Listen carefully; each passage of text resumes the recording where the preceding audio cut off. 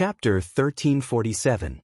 The commotion here instantly alerted a large group of patrolling guards on the mountain. At this time, the Academy's guards had been renamed as security guards by Zhang Feng. Unlike the patrolling soldiers, they were no longer holding swords or spears in their hands. Instead, they were holding a kind of wooden stick called a baseball bat that was not thick at the grip but slowly thickened along with the handle. This was the right granted to them by Zhang Feng. It was also a symbol of status. A group of people waving their sticks ran over to take a look. After seeing Zhang Feng, they immediately shielded Zhang Feng and the two madams behind them. Only then did they glare at Li Chengqian and the others angrily, until Zhang Feng said 3 times that he was fine. But in desperation, Zhang Feng could only let the security guard check him up and down. After making sure that he was fine, the security guard left resentfully. But when he left, he saw the warning eyes of Chengchumo and the others. Chengchumo was so angry that he wanted to go up and beat them up. But he did not want to leave now. After all, there were still important things to do. After the security guard left, Yushernan and the others also heard the commotion and came over. After all, the commotion that Zhang Feng had caused just now was not small. When the 5 of them arrived and saw the fish bobbing up and down on the surface of the lake, they asked in surprise, "Fengzi, what are you doing?" Seeing this, Zhang Feng hurriedly bowed and said, "I have nothing to do, so I'm preparing to experiment with a new toy. At the same time, I want to improve the food." When the few old men heard this, they glared and pointed at the fish on the surface of the lake. "Don't tell us that you made all these fish?" At this time, not to mention how many fish he made, the entire surface of the lake was densely packed with fish. How many fish were there? Not to mention all the people here, even if all the students of the academy came to eat for a day, they probably would not be able to finish it. Was this to improve the food? Besides, how could the entire academy not hear you? Looking back, you said you were catching fish for fun? For fun? Is this fun? Ouyang Sun was trembling with anger and was about to curse when Zhang Feng hurriedly shouted, "What are you waiting for? Quickly go into the lake to catch the fish. Wait, I'll treat everyone in the academy to fish. What's more, it's an all-fish feast that you've never eaten before." Really? Are you serious? For Chengchumo and the others who were super gluttons, every new thing that Zhang Feng came up with was unparalleled in the world.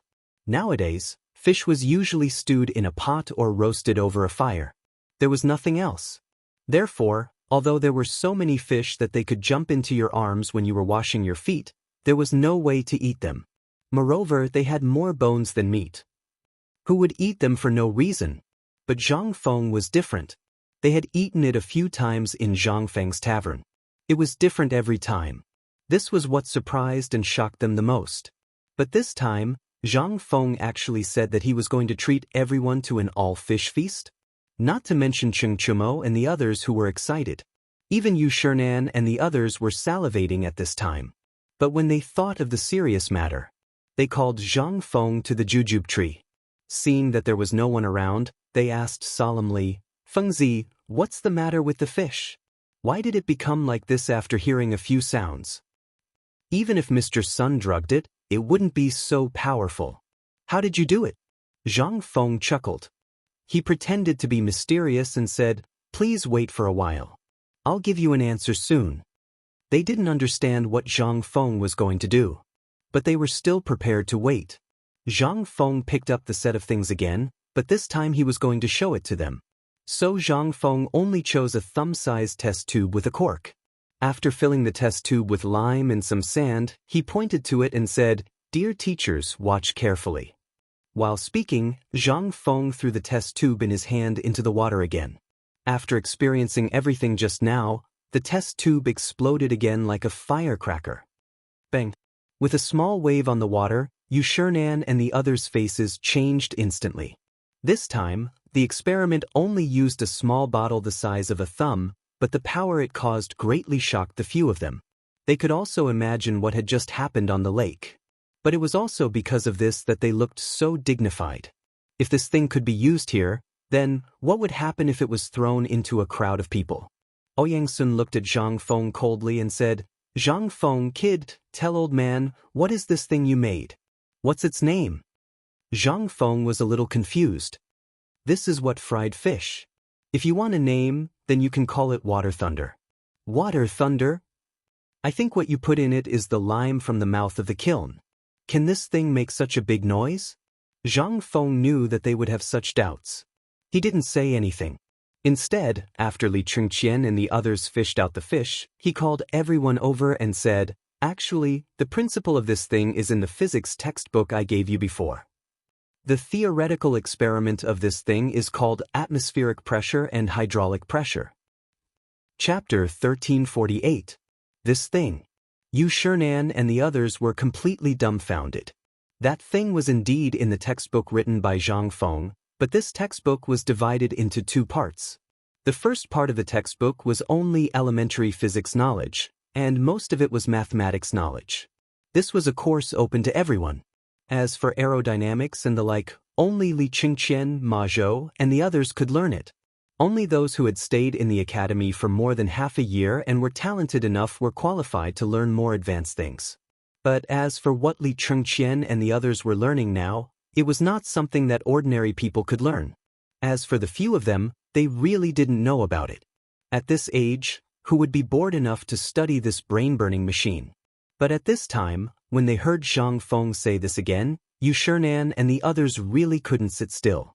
Without waiting for them to speak, Li Chengqian hurriedly asked, "Fengzi, this thing of yours, can it be made by the natural collision of water and lime?" "More or less." Zhang Feng nodded and said, "There is another layer of meaning. You have seen this lime before. The main thing is that it expands when it meets water, producing infinite tension. You all know about the tension, right?" Zhang Feng pointed at the limestone on the ground. He picked up a piece of limestone and threw it into the water. In an instant, a large piece of limestone emitted bursts of white smoke in the water. In front of everyone's eyes, it instantly grew larger.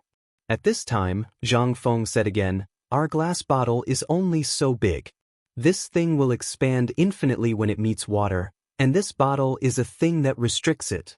Once its pressure reaches a critical point, it will instantly produce a big explosion. Then, it will explode like a pig's urine bubble. As for the thing inside, at this moment, it will use the principle of thermal expansion and contraction of water and air to explode instantly." As Zhang Feng said, he once again put some lime into a larger glass bottle and threw it into the lake. In a moment, that bottle once again burst out a burst of ear-piercing explosions. In an instant, everyone was shocked again. This was the first time they had seriously watched the creation of this thing, as well as the entire process of its explosion. At this moment, everyone couldn't help but gasp. Ouyang Sun couldn't help but ask, "Kid, did you prepare this for Long Yudao?" Ouyang Sun naturally knew about the Long Yudao. In addition, the iron had not been found during this period of time. At this time, Zhang Feng suddenly took this thing out. Zhang Feng really didn't know about this. He really had no patience for fishing. Most importantly, they were on the mountain. He had only thought of this in a flash of inspiration. He only wanted to improve the meals for Li Chengqian and the others. However, after hearing what Ouyang Sun had said, he immediately changed his mind. Zhang Feng suddenly slapped his head and said, "That's right. How could I have forgotten about that?" Ouyang Sun's expression froze when he heard this. "You didn't think of it?" Zhang Feng spread his hands. "I really didn't think of this problem. But thanks to you, if not for you, this Long Yudao matter would really be a headache. Come, Tainyo, go get me some fish and firewood. Today is a memorable day. Let's eat and drink while we talk about our new plan." Ouyang Sun's face was as black as the bottom of a pot. He also knew about what happened at the foot of the mountain. Although Zhang Feng didn't know, they all knew clearly. Seeing this, Ouyang Sun and Yu Shinan looked at each other. Yu Shinan waved his hand and said, "Fengzi, come, let's talk about something serious. Li Gan, go and find your father."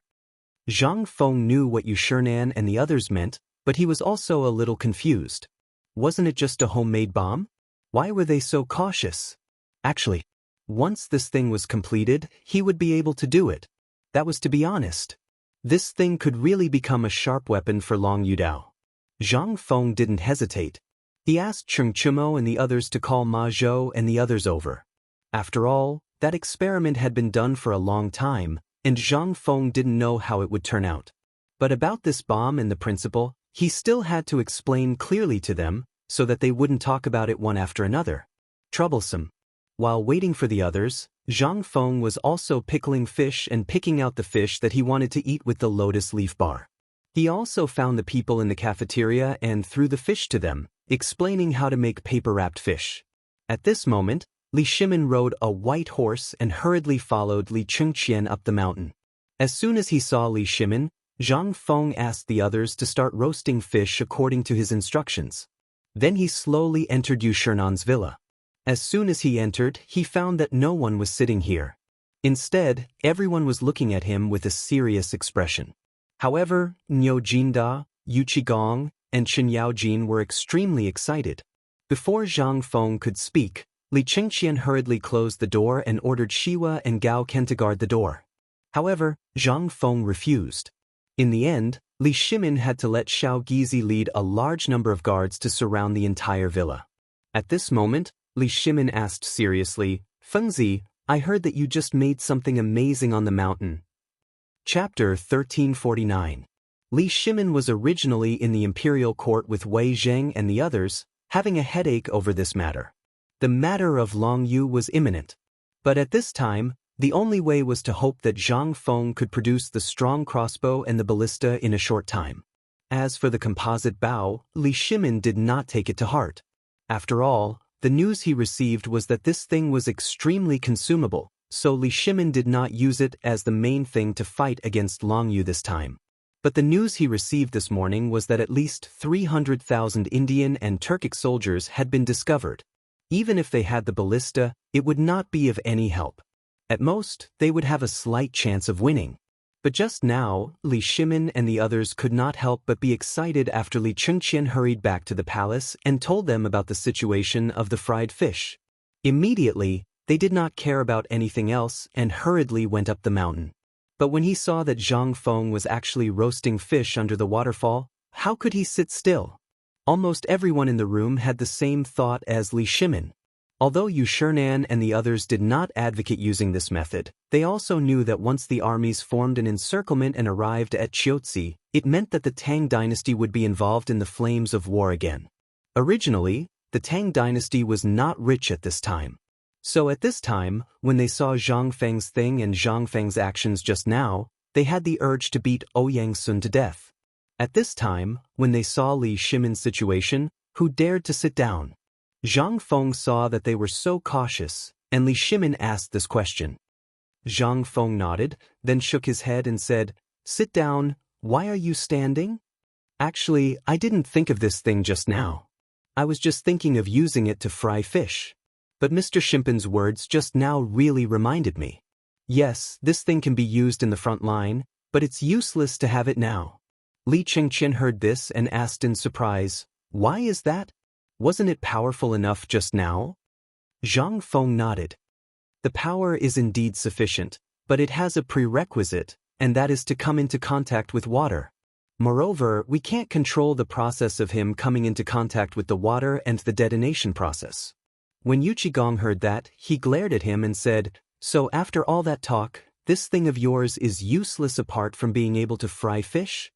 This time, they could not help but feel disappointed. He had come all the way here, and this was it? How could they accept this? Li Shimin also lit a cigarette and took a deep puff. He sat beside Zhang Feng and sighed, "AI. Fengzi, you don't know this, but this morning Lord Zhang Sun sent someone to ask me what you have done with those things.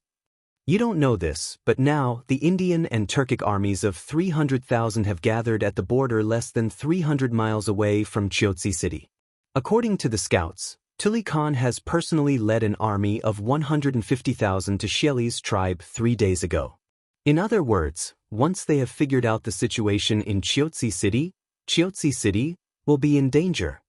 This was not alarmist talk.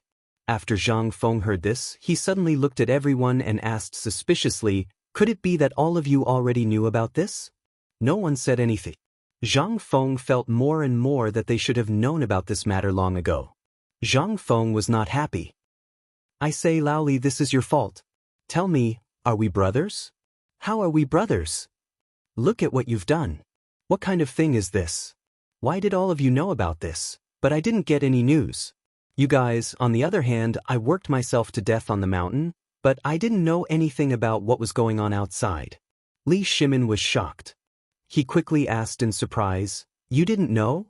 Zhang Feng spread his hands innocently. How could I know? Li Shimin sighed and said, I thought they had told you. All right, let's not talk about it anymore. Li Qian, you too. How could you forget such an important matter? Remember to tell Feng Zi more about what happened at the foot of the mountain. Li Qingqian nodded, feeling wronged.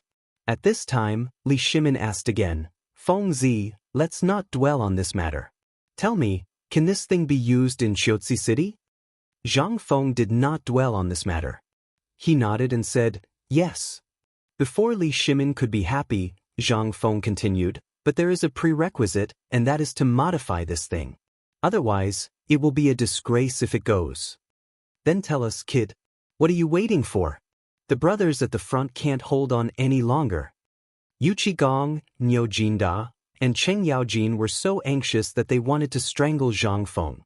Li Shimin was also a little anxious. But at this time, the old scholar's voice came from outside the door. Wait. Chapter 1350. Everyone in the room was shocked to hear this. Everyone looked at Li Shimin. Old Xiu must have come to stop Zhang Feng from making this thing. This was exactly what Yu Shinan and the others wanted. However, Old Xiu was too stubborn. If he offended the emperor at this time, wouldn't that be? Li Shimin sighed helplessly. Let him in. Old Xiu looked around the room as soon as he entered. Then he said to Zhang Feng, Feng Zi, can you not use that thing you made in any war? Zhang Feng didn't think too much about it. After all, this matter had already happened. Moreover, he already knew about Xiaozi City. It was his decision. Regardless of whether Xiaozi City would win the war or not, he must eliminate the nobles in the city. Xiaozi City would become a trading hub and an important location for Zhang Feng's future plans. He couldn't afford to lose it. Zhang Feng sighed.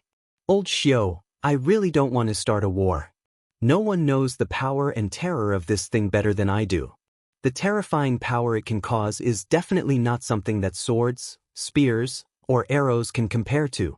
If you're injured by it, you'll either die or lose an arm or a leg. However, you should also know the importance of Xiaozi City to the Tang dynasty. If Xiaozi City fails, the western gate of the Tang dynasty will no longer be safe. You should know that all the military forces in Xiaozi City are the sum of all the military forces in the western part of the Tang dynasty. If we fail, the Turks will take advantage of the situation and invade the south in large numbers. You should know that this year, the Tang dynasty is not the only one affected by the disaster. The Turks and Tubo, India, are suffering from a more serious plague of locusts and food shortages. But only our Tang dynasty reacted the fastest. How could this not attract their attention? Li Shimin also sighed slightly. Feng Zi is right. This morning, Lord Zhangsun brought His Majesty's message. Basically, this time, the Tang dynasty didn't take the initiative to start a war, but counterattacked.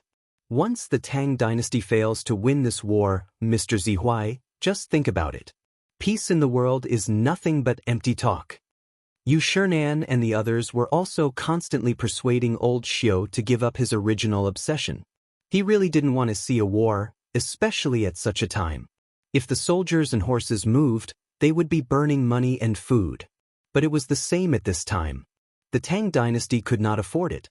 Coupled with the current situation in the Tang dynasty, once Zhang Feng appeared here, it would inevitably cause more danger, which was the last thing the old scholar wanted to see. But now, His Majesty had already said so. If he said anything else, he would be tactless. The old scholar looked at Zhang Feng and then looked at Li Shimin. In the end, he could only sigh helplessly. I've heard about that thing. It's too lethal.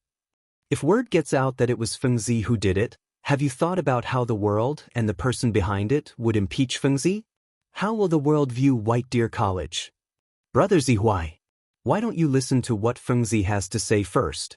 Chang'an saw Li Shimin's face gradually turn gloomy and hurriedly pulled the old scholar to the side to sit down. Zhang Feng also saw Li Shimin's expression and was somewhat suspicious. Lao Li, this is His Majesty's matter. Why do I feel that you are more anxious than His Majesty? Li Shimin was shocked. He hurriedly said, How can I not be anxious? His Majesty already knows that you're tinkering with this weapon. He originally wanted to come and see you, but for some reason he couldn't come. Moreover, basically everyone in the imperial court knows about this thing. If Qiuzi is defeated, then, think about it. You're a viscount and you'll be fine, but we'll all die.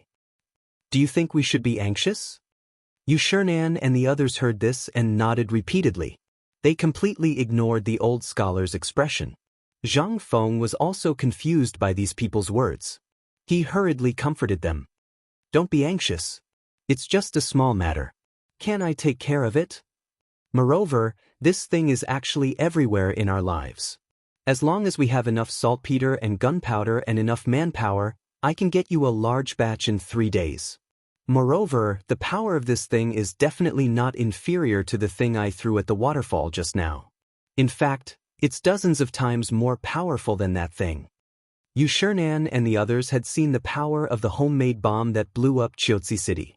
Although Li Shimin and the others had not seen it with their own eyes, they still knew a little about it from Li Qingxian's description. Now that they heard Zhang Feng say that the power of this thing was dozens of times more powerful than that homemade bomb, their expressions couldn't help but change abruptly. They all stood up and stared at him with burning eyes. Almost in unison they asked, Is what you said true? This thing can really do that? Zhang Feng was more speechless. But he still nodded. I guarantee it. The power and lethality of this thing is definitely something you've never seen before. As long as we have this thing as a trump card in Qiuzi City, I believe that even if 1,000,000 soldiers come, they won't be able to do anything to us. Chapter 1351. Li Shimin's heart was burning with excitement. Chang'an and the others were also stunned by Zhang Feng's words. They had seen the power of that thing just now. How could it be used to stop an army of 1,000,000 soldiers? Was that a joke? However, what Zhang Feng said next made everyone's hair stand on end. Basically, the first part was about the power of gunpowder, and the second part was mainly about the effects and dangers of explosives. Li Shimin and the others felt as if they were listening to a book from heaven. They were excited and confused at the same time. After a full hour, Zhang Feng finally explained the matter of the gunpowder clearly. Li Shimin said in astonishment, So you've been talking for an hour. This thing you're talking about is actually a large firecracker? Hearing that, Li Shimin was dumbfounded. He felt that he had been fooled by Zhang Feng. They all knew about the firecrackers, but they had never seen such powerful firecrackers before. But why did it become such a terrifying thing in Zhang Feng's eyes? It didn't make sense at all. Li Shimin closed his eyes in pain. He sighed and said, After all this time, this thing you mentioned is a firecracker. Zhang Feng nodded. That's right. Isn't this a big firecracker? But do you really know anything about firecrackers? Yu Qigong was unhappy when he heard that. His family owned a firecracker factory, so he knew a little about firecrackers. Seeing that this thing was actually a firecracker, he said, Fengzi, after all this time, you're telling me that this is a firecracker? To be honest, my family owns a firecracker factory, but I don't think it's as amazing as you make it out to be. Are you setting off firecrackers for the two armies when they're facing each other? Is this a joke? Zhang Feng chuckled and said, I'm not joking. Old you, your family actually runs a firecracker factory. I'm just a newbie now. Go and find a firecracker. I'll give it a try now. Look at these firecrackers. What will the firecrackers you usually talk about turn into in my hands? Yu Qigong was really excited. He hurriedly went out to look for firecrackers. After all, when Zhang Feng opened the sect last time, he had saved a lot of firecrackers. Looking for firecrackers at this time was just like looking for something. Not long after, Yu Qigong really did find a large basket of firecrackers. Seeing this, Zhang Feng could only bring them to the edge of the waterfall again. He asked someone to dig a big pit beside the waterfall, and Zhang Feng carefully connected the fuses of all the firecrackers together. Seeing that the pit was dug deep enough, Zhang Feng asked someone to throw the firecracker frames in. Then he asked someone to fill the pit with stones and wood. Then he took Li Shimin and the others to hide far away. He waved at Cheng Chumo, who was full of suspicion. Cheng Chumo calmly lit the torch in his hand with a match and then threw it into the basket of firecrackers. Weren't these things just firecrackers? Who hadn't played with them when they were young? Was there a need to be so nervous? But before Cheng Chumo walked far, he heard a sound that made his scalp tingle. It exploded behind him. Boom! Out of instinct, coupled with his unstable footing, Cheng Chumo staggered and fell into the lake next to him. But at this moment, in the smoke and dust that filled the sky, pieces of gravel flew in all directions like a fairy scattering flowers. This time, everyone was dumbstruck. Even if they were still 100 feet away, they could still occasionally be hit by small stones. How far was this? This was 100 feet. Was this still the firecracker? Was this still the thing that looked ordinary in daily life? The power of this thing was really not a joke, was it? This time, everyone was aghast. They were stunned by this ordinary firecracker. I say, Fengzi, are you sure this firecracker is really so powerful? Li Shimin excitedly put his arms around Zhang Feng's neck and asked. In an instant, Zhang Feng's face suddenly turned pale. Li Shimin was so scared that he hurriedly let go of Zhang Feng. After a while, Zhang Feng came to himself. He looked at Li Shimin speechlessly and rolled his eyes, saying, "Why don't you say it properly? I just asked you a question. Why are you ready to murder me?" Li Shimin smiled. "Well, I'm just excited. By the way, tell me, can this firecracker really be used in Qiuzi City?" Zhang Feng rolled his eyes. "If you want to be funny, you can try to use the firecracker. But your idea is good. You can use the firecracker to confuse the enemy and then use the bomb. The effect will be better." Li Shimin and others were even more confused. "Tell me. Don't dilly-dally. Just tell me, is this firecracker okay? And if it's not okay, what should we use to replace it? As long as you can tell me, I, Lao Li, will get it for you today." Zhang Feng sighed and said, "In fact, the things used are what the firecrackers need. I don't understand. These are all things handed down by our ancestors. How can you forget all of them? Isn't this thing 1 nitrate, 2 yellow, and 3 gunpowder?" Chapter 1352. Gunpowder. It was invented by alchemists as early as the time of Qin Shi Huang. However, although these things were invented, they had always been in the hands of alchemists. Therefore, it was normal for them not to know some things. However, they could make firecrackers, but they couldn't make this thing? Thinking of this, Zhang Feng couldn't help but look at the burned firecrackers in surprise and ask, "Old you said that your family is in the firecrackers business. Are you sure you don't know the formula of this thing? How would Yu Qigong know this thing?" He pointed at Sun Simiao and said, "You might as well ask Dr. Sunday. Dr. Sun knows something about this thing. Let me tell you, who knows what you are talking about?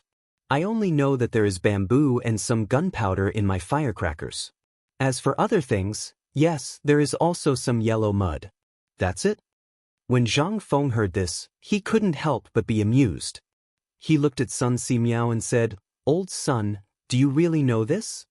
In history, it was indeed recorded that Sun Simiao knew some alchemy and later refined the elixir of immortality for Li Shimin with Yuan Tiangang. However, this was all history. As for whether it was true or not, Zhang Feng really didn't dare to ask. After all, this matter had to be done slowly. But today he actually encountered it. Zhang Feng couldn't help but want to ask. Although this was other people's privacy, there were so many people at this time. Moreover, it was old Yu who said it first, so it had nothing to do with Zhang Feng. Sun Simiao stroked his beard and sighed, "That firecracker, do you know why it was called firecracker in the beginning?"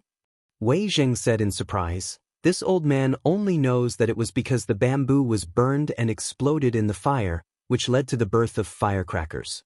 This is also the predecessor of firecrackers. It's said that during the Han Dynasty, there was an alchemist. Because he was poor, he accidentally saw the explosion of bamboo. It was similar to the things commonly used in alchemy, so he poured black gunpowder into the bamboo. It's exactly the same as what Fengzi just did, except that the former used fire, while the one Fengzi used just now was water. Sun Simiao nodded. That's right. This is something that happened in Cao Cao's hands. According to legend, Cao Cao didn't believe in these things, so he drove all the alchemists in the Wei Kingdom into a mess. Because they had lost their livelihood, they created this thing. But who would have thought that this thing would successfully attract Cao Cao's attention and bring about a fatal disaster? After Sun Simiao finished speaking, he looked at Zhang Feng and said, "Old man, although I don't know where you learned this thing, it must have been passed down to you by your master, right? Since your master can use such miraculous medical skills, then this alchemy skill is naturally not a problem. Perhaps he can really refine immortality pills." Zhang Feng hurriedly stopped Sun Simiao. "Elder son, what are you talking about?" She had no choice but to interrupt him. If she allowed him to continue speaking like this, she would really be dead. It was fine to say these words here, but if it reached the ears of someone with ulterior motives, it would be fatal. His master, that was all fabricated. Not to mention now. Even in the 21st century, no one could achieve immortality. Want to create an immortality pill? Thinking too much, but the king monarchs of this era, he didn't know if their heads were cramped or what, but they were so obsessed with such ridiculous things. Qin Shi Huang believed in this, but in the end he was played to death by his own mercury. Emperor Wu of Han believed. In the end, he poisoned himself. This kind of thing was common throughout history. Even though they knew that this thing was actually nonsense, there were still countless people and monarchs who advanced dauntlessly for this thing. What was this? This was the real horror. At this moment, Zhang Feng only wanted to end this topic as soon as possible. He didn't know if the appearance of this bomb would make those monarchs realize that this thing was actually a deadly thing.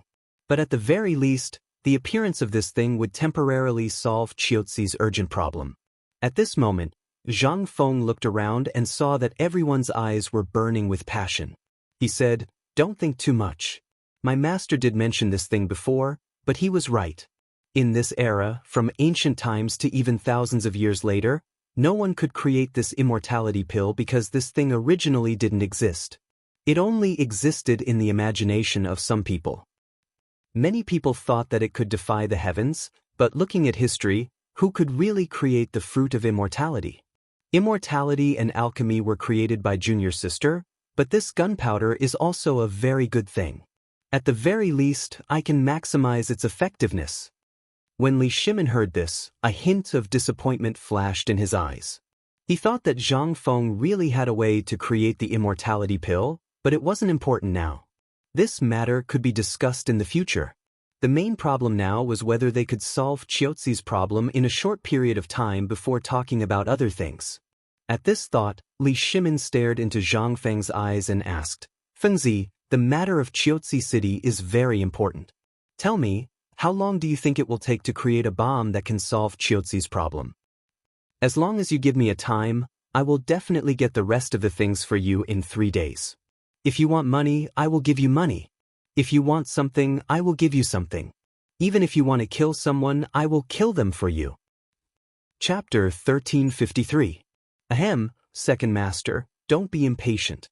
Let's listen to Fengzi's plan first. After all, it's very important. At this moment, Wei Jing hurriedly said.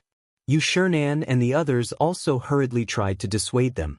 Even the old scholar wanted to interrupt their conversation several times, but he gave up when he saw Zhang Feng diverting the topic. But at this moment, when the fragrance of the fish wafted over, Zhang Feng instantly found an excuse. He rubbed his hands and said, "Are you all hungry? Let's go and eat fish. The fish in autumn is more delicious than any other time of the year. Let's talk while we eat." While speaking, Zhang Feng hurriedly opened the door without waiting for anyone to object. He shouted for people to move tables and stools, and asked people to bring in a large amount of wine. What could they say? The person in charge was unreliable. Li Shimin could only shake his head helplessly and follow Zhang Feng out of the villa. He also knew that he couldn't be too hasty. As soon as they stepped out of the door, they smelled the tempting fragrance in the air and couldn't help but sniff. Not far away by the waterfall, Chengchumo, Li Chengqian, and the others had been busy for a long time. Most importantly, they were also craving fish. However, this thing was not ready, and the emperor and the others hadn't come out yet, so they didn't dare to eat it. They could only wait until the emperor and the others sat down, then they could get some and go to the side to eat. By the time everyone arrived at the lakeside, Li Chengqian and the others had already placed all kinds of grilled fish on the table for Li Shimin and the others. Zhang Feng had also personally rolled up his sleeves and taught Zhang Yuyao how to make braised eel under her insistence. Li Shimin and the others each had a fish wrapped in white paper in front of them. It was on a red-hot tile, giving off a tempting fragrance. Looking at Zhang Feng's busy figure, the old scholar called out, "This brat, he didn't even tell me how to eat this. He's really reckless." Hearing this, Li Shimin shook his head slightly. "I'm afraid this kid is giving us a difficult problem." The old scholar's eyes flashed and he smiled without saying anything. Qing Yaojin rubbed his hands anxiously and asked, "Second master, what do you mean? Isn't this just a piece of paper? Can't you just tear it open?" Li Shimin shook his head and said, "If you compare this fish and this table to the current battle, then take a look." Qing Yaojin was dumbfounded. The fish was still the same fish. How could he see the twists and turns in this? He looked at Yu Qigong and Yo Jinda. At this moment, the two of them were just as confused as he was. Only then did Qing Yaojin feel at ease and tear open the white paper wrapped around the fish. In an instant, the tempting fragrance that was so rich that it could not be dispersed made everyone unable to help but sniff again.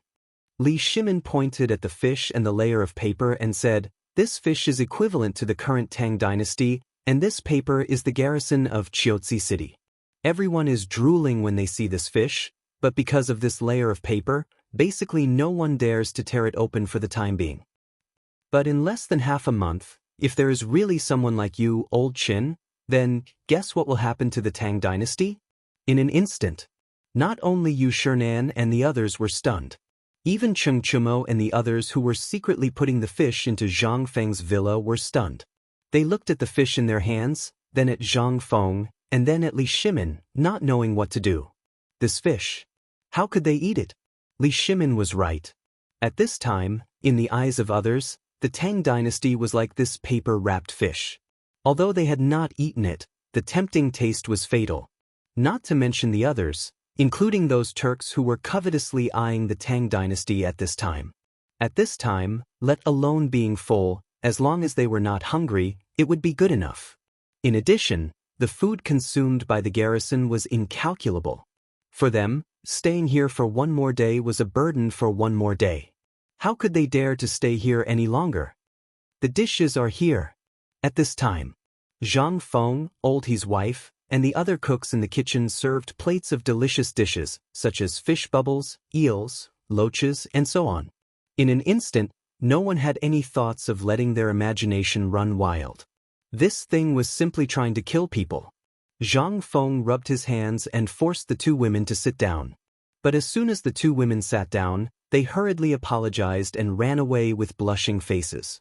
Zhang Feng could only sigh and ignore the two of them. He waved his chopsticks and said, Come. Let's try this thing. It seems that we haven't sat so neatly together for a meal in a long time, right? Come on, let's eat. Everything can wait until after the meal. How about it?" Seeing this, Li Shimin was also tempted. He waved his hand with a smile and said, "Let's eat. We haven't had a good meal these days. It's rare that Fengzi is in such a good mood today. Let's not spoil his good mood. But before eating, Fengzi, I have a question to ask you first."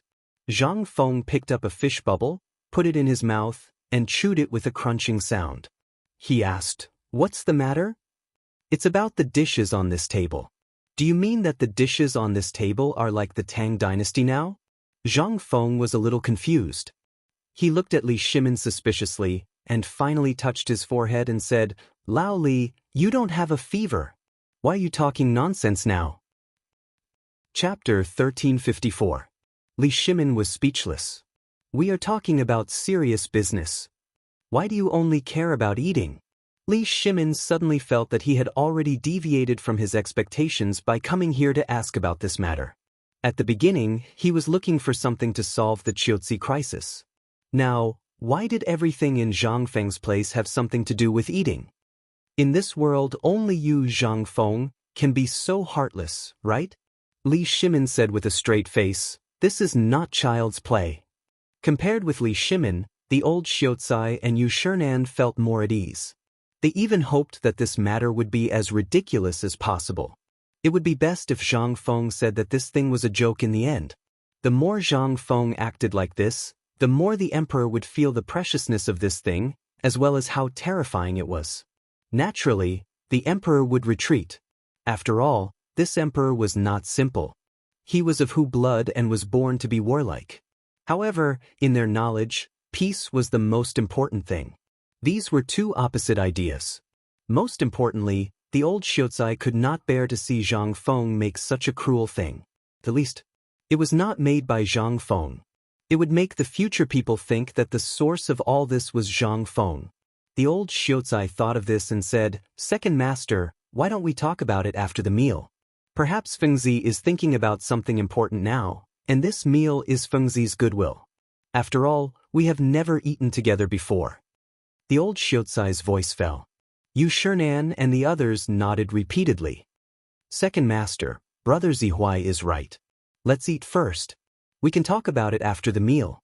Since Fengzi said it, and second brother also said that it has something to do with eating, why don't we comprehend Fengzi's thoughts while eating? This is also very wonderful. Li Shimin thought for a while and looked at Zhang Feng, who was wolfing down the food. He was also speechless. He shook his head and said, "Then let's eat." About 2 hours later, they just ate, drank, and had fun, and did not mention anything about this thing. After the cups and plates were in a mess, Zhang Feng broke a bamboo tip and said while picking his teeth, let's go to my villa. Let's sit there, drink tea and chat. Won't it be fun?" They had no choice but to follow Zhang Feng into the villa, including Ma Zhou and the others. Jing Shu and Meng Meng went out early. No one knew what they were going to do. It was as if they already knew that they would come here after dinner. When everyone saw that the two women were no longer around, they let go and lit up a cigarette each. In an instant, the entire spacious and bright living room suddenly became like a dream. Smoke lingered. At this time, Li Shimin asked, "Fengzi, can we talk about this now?" "Talk about what?" Zhang Feng burped and asked. But when he saw Li Shimin's expression, he slapped his head and said, "Hey, look at my memory. This meal is actually just a simple meal. There's no other meaning. Don't think too much about it. I just heard old Li say that there might be some other purpose behind this meal. To be honest, there isn't. Although we all know each other, we have never eaten together with so many people before. To put it bluntly, we have never eaten together like this before. Today is a rare occasion, so let's have a meal together to improve our friendship. As for what old Li said just now, if you think so, you can say so too. After all, our Tang dynasty is now a delicious steamed bun in the eyes of others. Everyone wants to take a bite of it. But this is only for now. In the future, when our phosphate fertilizer and this season's wheat and corn harvest are harvested, it will not be a delicious steamed bun. At that time, I believe that even thousands of miles away, Daoist country, which is as powerful as our Tang dynasty and is even richer than our Tang dynasty, will not be able to sit still. Hearing that, everyone's expression changed at the same time. Zhang Feng continued, "I know that Confucius, those sages, and the people in the world at this time, no one wants to go to war. But people will die if they go to war. And the most important thing is that it will consume too much of our national strength. Our Tang dynasty is now in a state of chaos. I have told Lao Li before that it is really not suitable for us to go to war now. After all, we have no food." But others don't think so. In their eyes, our Tang dynasty is a delicious steamed bun. So, what should we do? Let's beat them back first. As long as we can get through next year's harvest, when all the people have a full warehouse of food, our every military grain collection will not be as bad as it is now. Think about it. At that time, we will beat whoever we don't like in our Tang dynasty. We will beat them until they are convinced and no longer dare to covet the riches of our Tang dynasty. How good is that? Why do we have to fight for this momentary pleasure? Li Shimin's brows furrowed like fried dough twists. You can say that, but you can't do anything about it. You saw it yourself. We're not hitting others. We're protecting ourselves now. Do you mean that the bomb you mentioned is fake? Chapter 1355.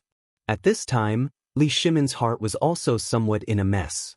He did not know which part of what Zhang Feng said was true and which was false. He was not sure what the purpose of the bomb was. But just now, after he fiddled with the firecrackers, he was able to make such a big hole. He really did not expect that the most inconspicuous thing could be so powerful. He did not expect it either. He had been looking forward to it for a long time, but this kid still did not seem to want to make it. What was he hesitating for? Fengzi, is there something you are worried about? Or rather, what are you hesitating for? You can tell me. If I can help you solve it, I will not hesitate. Zhang Feng was indeed hesitating. After all, once this thing was made, what did it mean? It meant that the era of cold weapons was coming to an end. As long as one was an alchemist, one would be able to figure out the principle of this bomb after some time. He did not doubt the wisdom of the ancients. After all, how could the people who invented the 4 great inventions be stupid? Besides, this thing had been made for hundreds of years. He was just changing the style. Anyone could study it thoroughly. And this time, it was used in Qiuzi because of an emergency. He had no choice.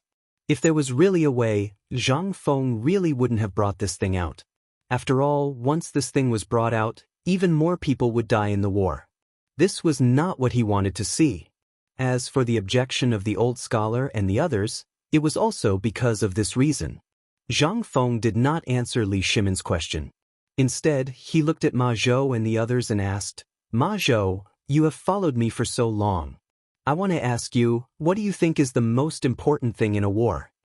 What was the most important thing? This time, Ma Zhou and the others fell silent.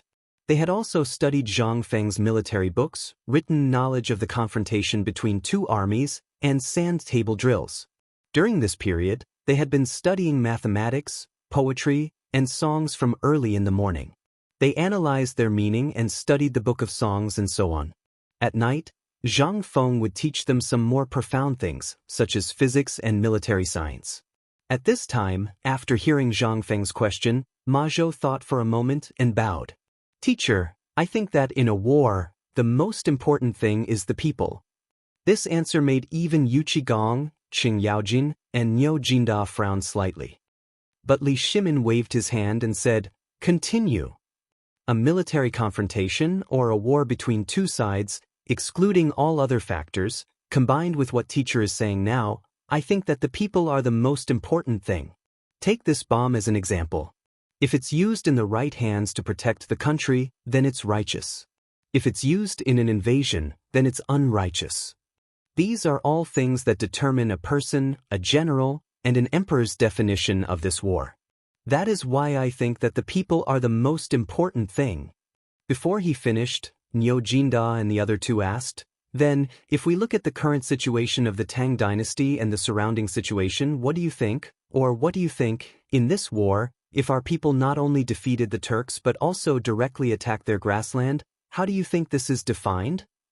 This, Ma Zhou's expression froze. He did not know what to say. Zhang Feng also looked at Hao Chujun and the others thoughtfully. You guys also say something. Boldly say that this is not a test. This is just a chat. Seeing this, Hao Chujun and the others, as well as Cheng Chumo and the others, began to speak freely.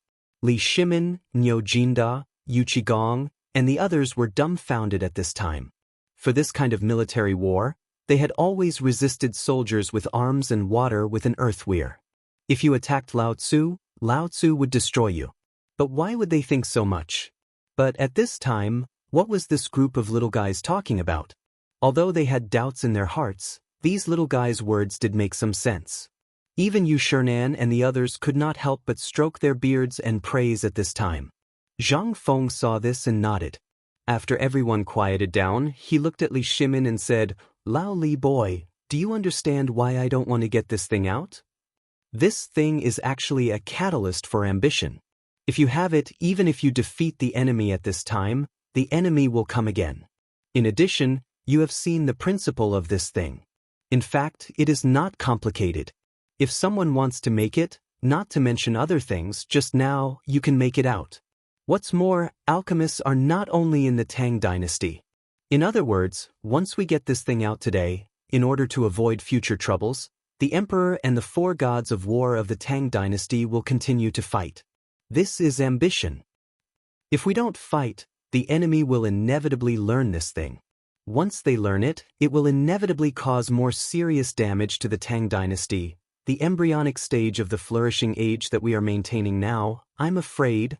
At this point, Zhang Feng sighed and said, "It's not that I don't want to, but I can't bear to."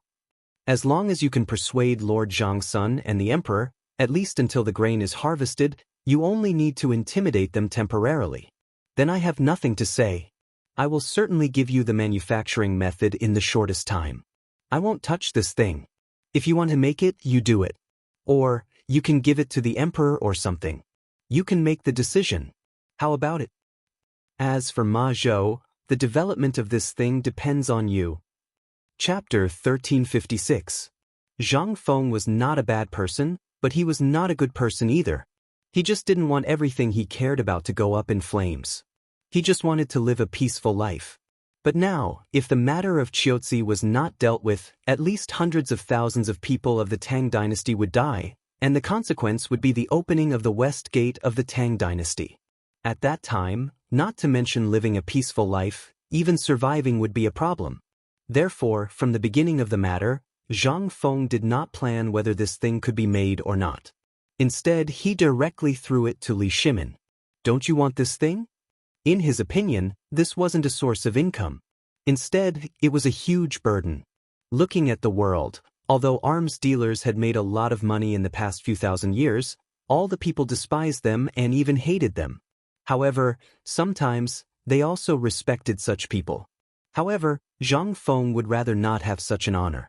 To put it bluntly, Zhang Feng was actually an ordinary person. He just wanted to live a peaceful life. Today, he accidentally made this thing. He really did not want to make this thing so early. But because of the long-term war between the Tang dynasty and the Turks, and the current situation, he had to do it. But after all, he was only the dean of the academy. When he had nothing to do, he could act cool and pretend to be tough. But when such a thing fell on his shoulders, he really did not dare to take it. The most important point was, back then, when the plan to deal with the Turks and Tibetans had been set in stone, all of this had already been decided. The reason why Zhang Feng had asked Ma Zhou and the others was because even he himself was unable to determine whether his actions were right or wrong. At this time, Zhang Feng's answer was undoubtedly the most convincing to Yu Shinan and the others. Then Yu Shinan and the others asked Li Shimin to go down the mountain with the excuse that they had something important to discuss with Zhang Feng. In fact, they were afraid that Li Shimin was urging Zhang Feng. And Li Shimin did not care. After all, this matter was too big. He had to go back and have a good discussion. Otherwise, if this thing was leaked, it would be more serious and fatal than anything else. Of course, Zhang Feng would not object to this matter. But when leaving, Li Shimin still asked dizzily, "Fengzi, are you sure the phosphorus fertilizer can really double the income of all the farmers?" Zhang Feng thought for a while and did not know how to answer. After all, from what he knew, Lao Li seemed to be the one who planted the most herbs, right? After thinking for a while, Zhang Feng said, "Actually, if you really use this thing for the herbs you plant, I don't know if it will increase the income, but it will definitely be much higher than other herbs. But for the farmers, any farmer can double their income. I can use my head to guarantee this." At this time, Li Shimin's heart finally calmed down. Originally, he wanted to ask Zhang Feng if he knew about Kong Yingda's matter, but after thinking about it, Li Shimin gave up.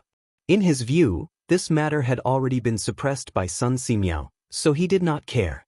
Moreover, the most important thing now was to study the power of this gunpowder. Although Zhang Feng had already given him the formula, he still needed to verify it.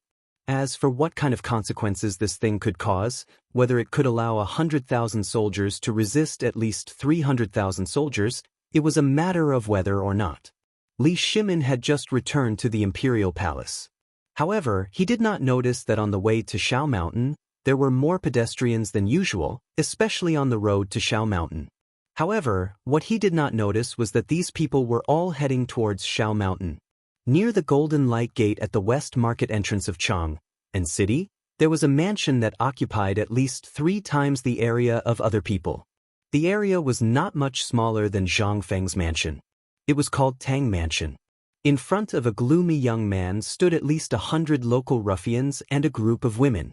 Needless to say, those ruffians all had sharp mouths and monkey cheeks, and their eyes were rolling around. However, those women were all fat and chubby, and their mouths never stopped chattering. At this time, the young man coughed slightly and said, "Are you all done?" In an instant, everyone's expression changed, and they hurriedly shut their mouths. After everyone quieted down, an old man supported by 2 young maidservants slowly walked out from the door behind the young man. The old man coughed and said, "Everyone, you all saw it. The dean of White Deer College used some unknown method to actually use that poisonous thing on the grain. I don't even know what method he used, but he actually made Dr. Sun side with him. What is this? He wants to wipe out the common people in one fell swoop. Look at Tong Huifang. How many people are planting crops now? They are all hiding in the mountains, waiting to watch a good show. Look at us again. What are we? We are people who depend on the grain to live. Have you seen a place that can produce more than 5 dan of grain per mu? 5 dan can only be harvested when the weather is good. If the weather is bad, forget 5 dan, even 1 or 2 dan would be a blessing from the heavens. Can we tolerate such wild ambitions? We can't." In an instant, those ruffians, and women all shouted angrily. Seeing this, the old man raised his trembling hand and said, "Then what are we waiting for? Let's go to Shao Mountain and settle accounts with him." Chapter 1357. The Tang Family. Originally, in the previous dynasty and the Northern Zhou dynasty, they were also a famous family in the Guangzhou area. Originally, their ancestors had been officials in the court in the Sui dynasty and the Northern Zhou dynasty. After Li Yuan founded the country, their life was very miserable. But it was not until Li Shimin ascended the throne that they became a little better. But this was only one aspect. They only recovered some of their land.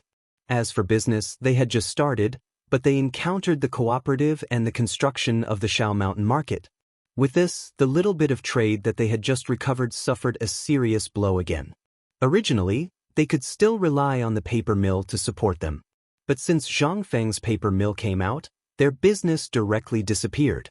It should be known that from textiles, porcelain, and paper, these 3 were the main economic pillars that the Tang family could support.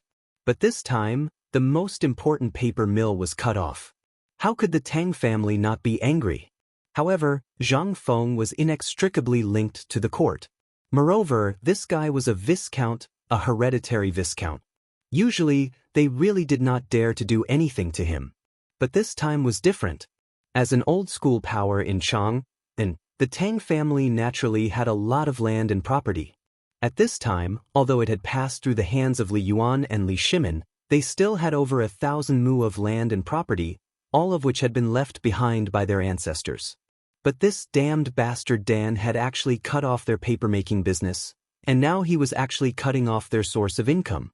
How could this not make these people, who relied on these fields to make a fortune, angry? Most of their food and land came from tenants and rented out. If it was really as Sun Simiao and Kong Ingda said, at that time, food would become the most worthless thing in the world. Although there were more. But there were more people. Who could they sell the food to at that time? This was the existence that made them angry the most. Therefore, all the old-school forces in Guangzhou had joined forces in the past 2 days in order to use these people's sea tactics to build momentum in Shao Mountain.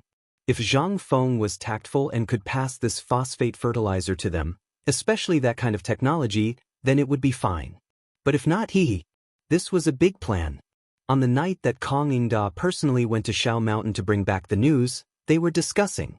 After all, the poor people should not have this thing. Once this thing was in their hands, how could they, who relied on the land passed down by their ancestors, live?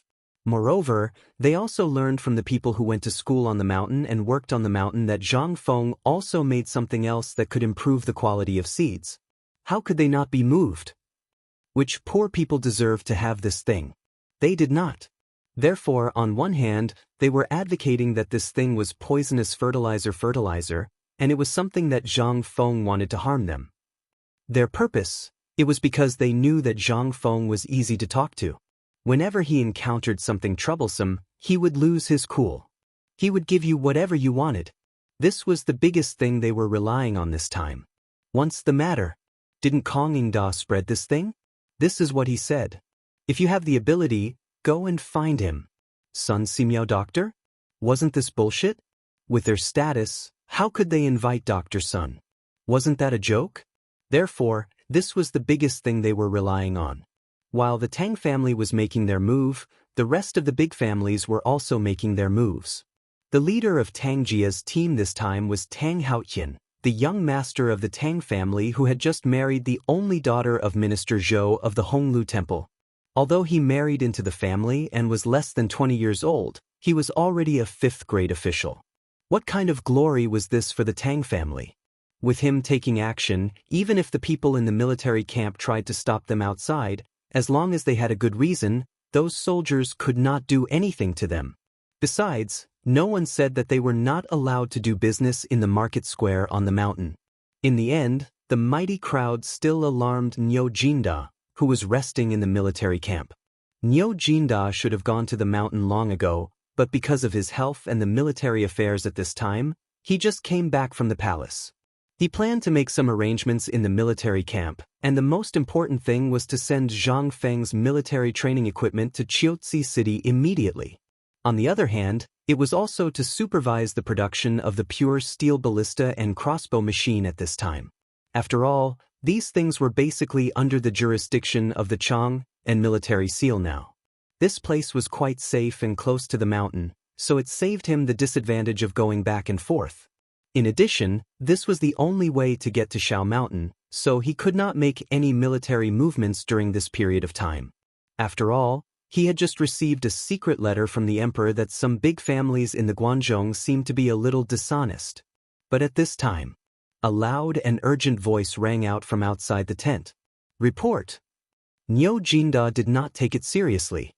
He changed his robe and calmly asked the person to come in. What's the matter?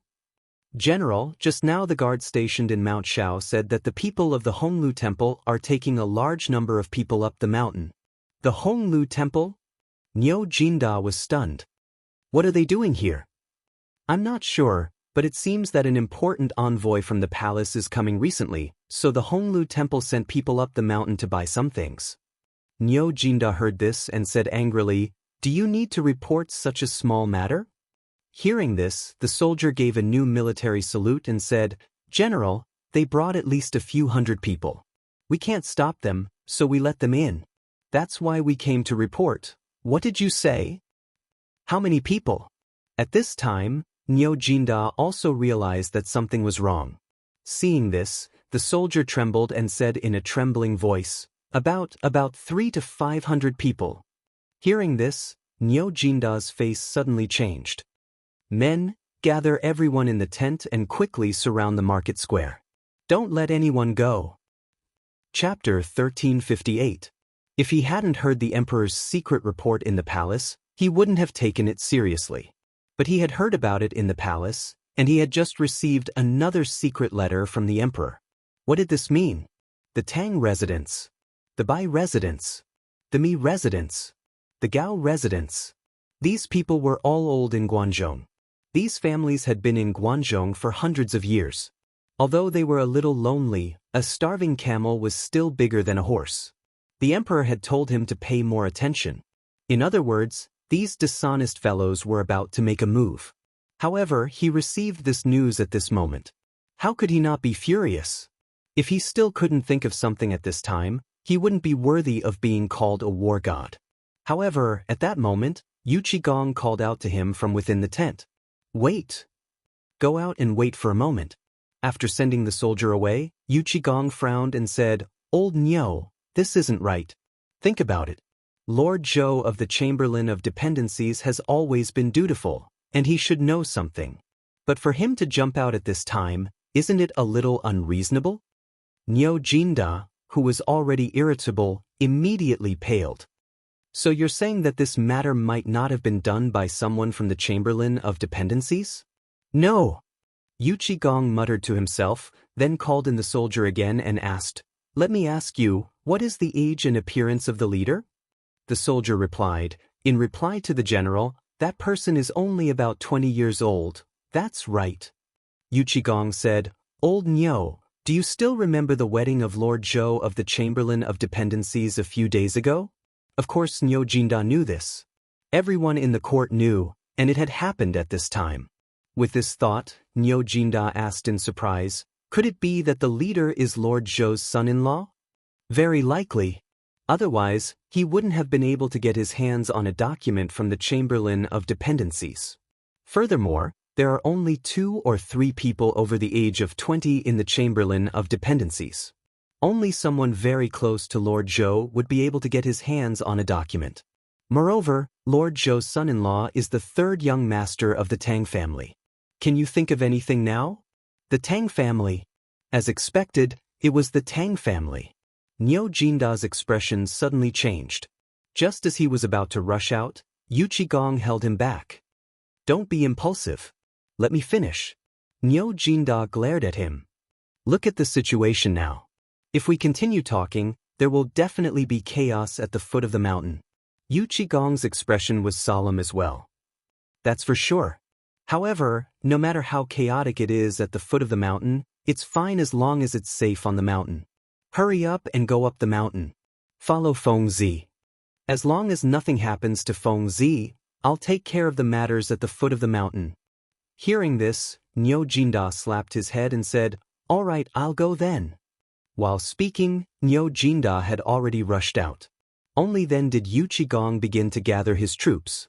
On the other side, the market square at the foot of Shao Mountain basically had an industry in Chang'an City. The market square of Shao Mountain basically followed the style of Chang'an City, but it was different from Chang.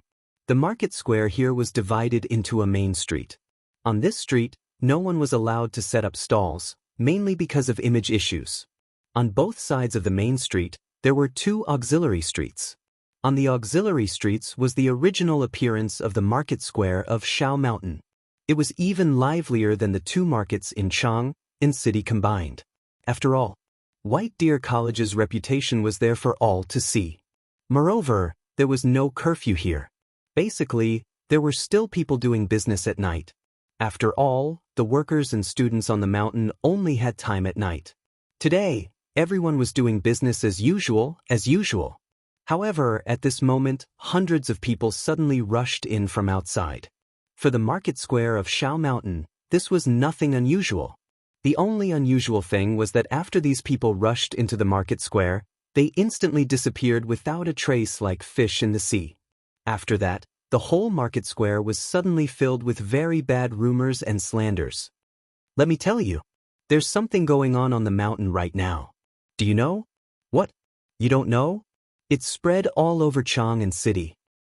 Look, didn't a group of half-dead people come to the mountain some time ago?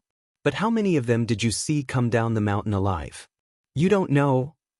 How long have you been on the mountain? You don't know? Let me tell you. The things that those people brought back are poisonous. Didn't you see some people coming down the mountain and those doctors in Chang'an City wearing those white things called masks? Now you remember, right? Let me tell you. Hurry up and run. Didn't the miracle doctor, Sun Simiao, come down the mountain yesterday? Do you know what the miracle doctor did? He went to ask for help. He said that the guy named Zhang Feng on the mountain wanted to harm people. He made that kind of poison into something called phosphate fertilizer. He said that if it was used in the fields of the Zhuang family, it would increase the yield. Think about it. That thing can poison people to death. Even the miracle doctor can't do anything about it. Do you think the food grown from that thing can be eaten? The dean of this college is evil. He wants the lives of all the lowly people. Maybe the pork you eat now is also poisonous. Haven't you seen pork before? How did such a coquettish thing change its taste in their hands? Chapter 1359. More and more of these people were appearing. The people at the foot of the mountain did not believe it. But there were too many of them. These people did not do anything and seemed to be familiar with the market.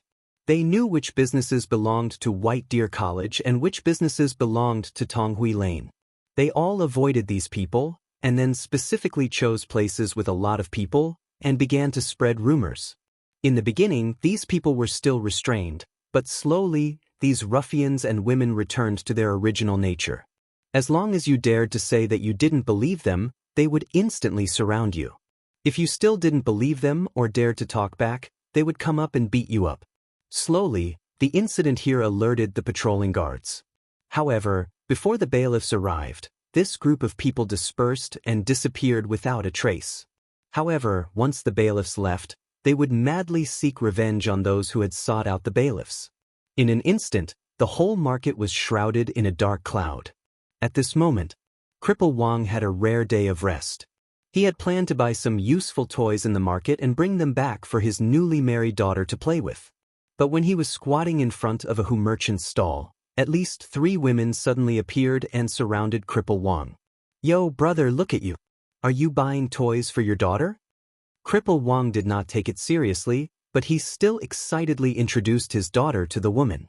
At this moment, when the woman knew that Cripple Wang was doing manual labor on the mountain, she immediately became interested. "Brother, are you from Tonghui Lane?" Cripple Wang shook his head. "How could I be so lucky? It's not like that." After confirming Cripple Wang's identity, the 3 women's interest was piqued. "Brother, do you know what that bastard Zhang Feng is doing on the mountain?" When Cripple Wang heard this, his face instantly changed.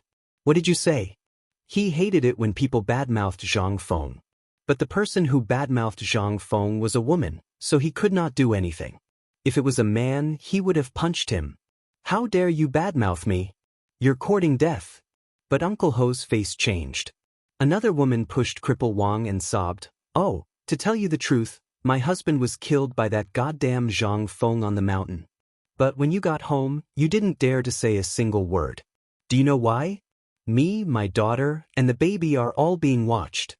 If my man dares to say no, we'll lose our lives." "You shrew, shut up, Lao Tzu." How could Cripple Wang listen to this? He suddenly scolded. It instantly attracted countless people. Seeing this, the woman rolled her eyes and immediately squatted on the ground to make a scene. "That goddamn Zhang Feng, he's made my man so miserable. You forced my man to take poison, and you also want me to not tell anyone about it. Once I tell anyone, you'll destroy my entire family. Woo woo woo, how dare you?" Cripple Wang was furious. But he was just about to step forward and beat him up.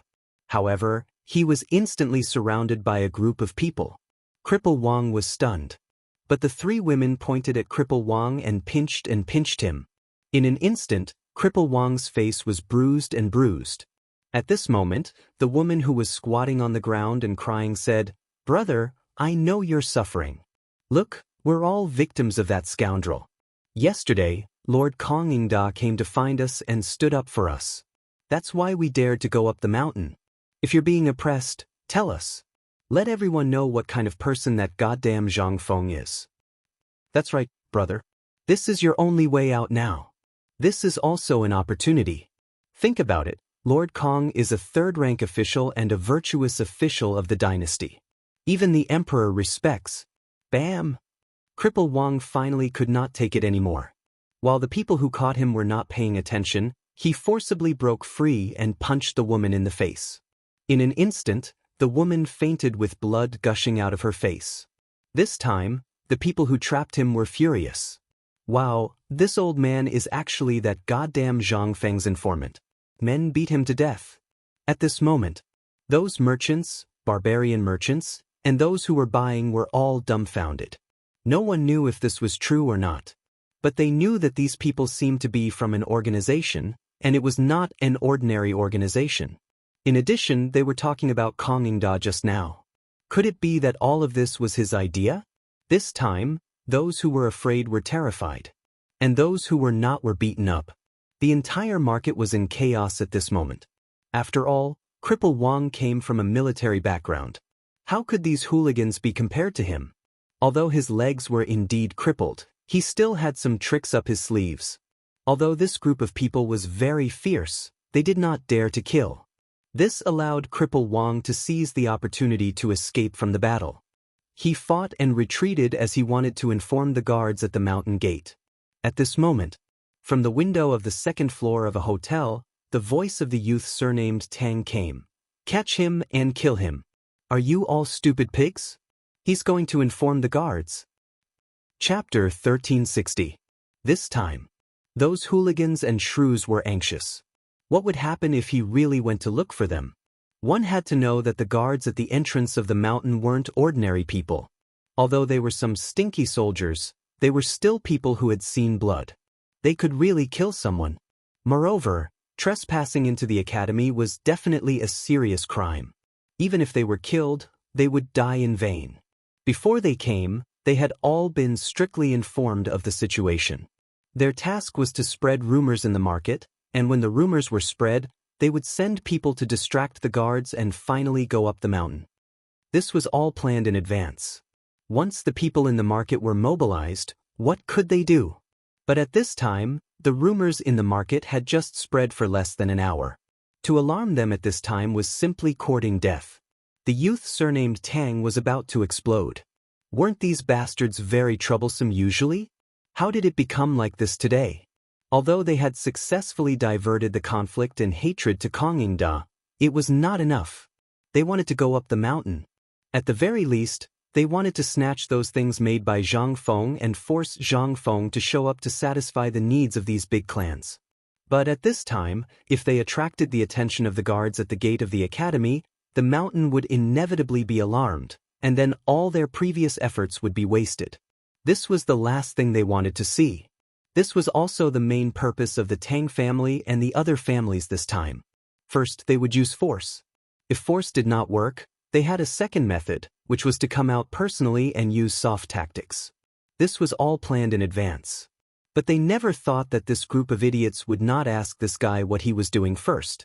At this time, Cripple Wang was after all lame and old. After all, he was not a match for these hooligans. He did not run far before he was caught by that group of people and tied up.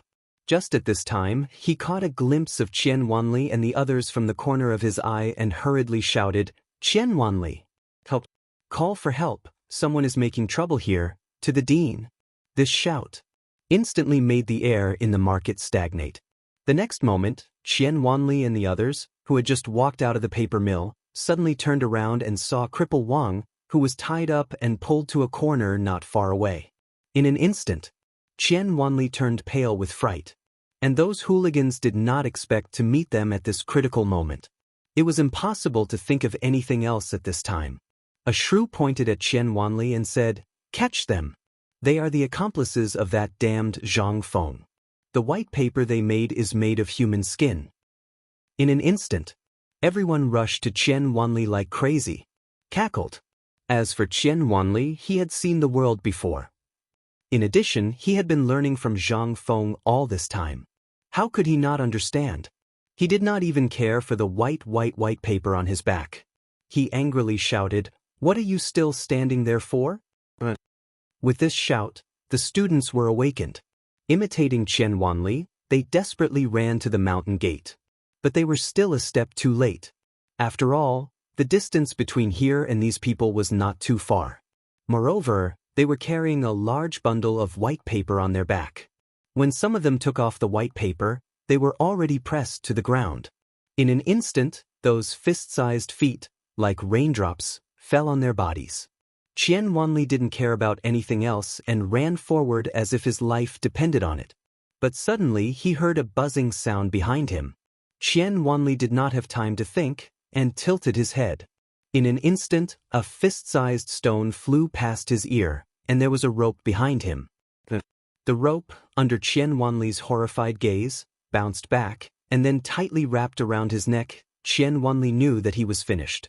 At this time, his body was being dragged back uncontrollably. He did not care about anything else. Hastily, Jace shouted, "Help! Someone wants to murder the dean. Someone come." Quickly call for help, someone wants to kill. Without waiting for his voice to fade. A wooden stick, as thick as an arm, fiercely smashed Qian Wanli's temple. In an instant, Qian Wanli's second half of his sentence came to an abrupt end. And Qian Wanli's eye, which was smashed, instantly spurted out a column of blood, and then softly fell to the ground. Silence. Silence. There was a deathly silence. The air seemed to be suffocating in an instant. Everyone looked in horror at Qian Wanli, who was lying in a pool of blood, constantly spitting out blood and constantly twitching. Their bodies turned cold. And the students of White Deer College, as well as Cripple Wang, were furious. Help! Murder! Dean's direct disciple, Qian Wanli, has been killed. Help! Are you all dead? And the youth surnamed Tang, who was in the restaurant, was also frightened by this group of pigs. Trembling all over, he looked at Qian Wanli. Suddenly, he heard a faint sound of horse hooves and a bugle horn from the mountain gate. His vision turned black. And a middle-aged man behind him was also pale. Looking at the youth, he asked in a trembling voice, "Young master, let's go. The Chang'an military camp has been mobilized. If we don't leave now, it will be too late. Go quickly." Chapter 1361. The entire Shaoshan market was no longer as prosperous and peaceful as it used to be. Instead, it was filled with panic. At this time, everyone understood that someone might be stirring up trouble. Before, it was just intimidation and beating. That was fine, but now, someone had died. No matter what the reason was, they would not let it go. And at the moment when the youth surnamed Tang left, those street thugs, hooligans, and those long-mouthed women all panicked. As these people tried to shift the blame to each other, they hurriedly wanted to escape away. However, right at this moment, the chaos finally attracted Old He and the old village head who had just come out of the food factory. The old village head was responsible for the order of this Shao Mountain market. How could he stay calm after hearing such a chaos? But when they arrived, they saw Qian Wanli lying motionless in a pool of blood, and the group of students who had been beaten unconscious, and Cripple Wang. Their faces instantly changed. Who did this? The old village chief was angry. He pointed at the people on the ground. And those people who were looking for trouble, seeing that things were serious, did not dare to look at the old village chief. They all pushed the blame and pretended not to know. Even more, they took the opportunity to get close to the old village chief and the old village chief. A woman who looked relatively kind laughed, avoiding the important and dwelling on the trivial. As she walked toward the old village chief, she said, "You are old son, right? We all heard your name in Chang'an City. This kid said bad things about you, saying that you and Zhang Feng were cheating everyone and made poisonous pork for everyone to eat. We were angry and beat him, but who would have thought? Why are you still standing there? Kill him for me. If we don't kill him, none of us can live." She completely ignored the dead people on the ground and the students who had fainted. But how could her actions be hidden from the old village chief and Old He? The two of them had been on guard when she was talking and approaching, but they still did not expect that this damn woman would come up and hold them back. In an instant, the hundreds of troublemakers behind her, after being stunned for a moment, showed their original fierceness and rushed up. After all, Old He was in the prime of his life. When he became an adult, he had to do hard work. He was not someone a woman could hold. In addition, Qian Wanli and the others acted recklessly, and this woman did not care at all. How could they not be suspicious? At this moment, the woman put her hand on Old He's shoulder. Old He viciously smashed the woman's elbow. Taking advantage of the pain, he also viciously punched the hand that was grabbing onto the old scholar's lapel. In an instant, a crisp cracking sound was heard, and the woman screamed miserably. God damn it, my hand. Murder. Someone come quickly. ***, the people from White Deer College are killing people. In the time it took for him to shout, Old He pulled the old scholar and ran towards the mountain gate. The woman's voice was loud enough to begin with. When she shouted, the people chasing after her couldn't help but feel fear in their hearts. They no longer had any thoughts of chasing after her. The woman's voice, coupled with Old Ho's shouts, could be heard. In the end, the guards at the mountain gate heard them.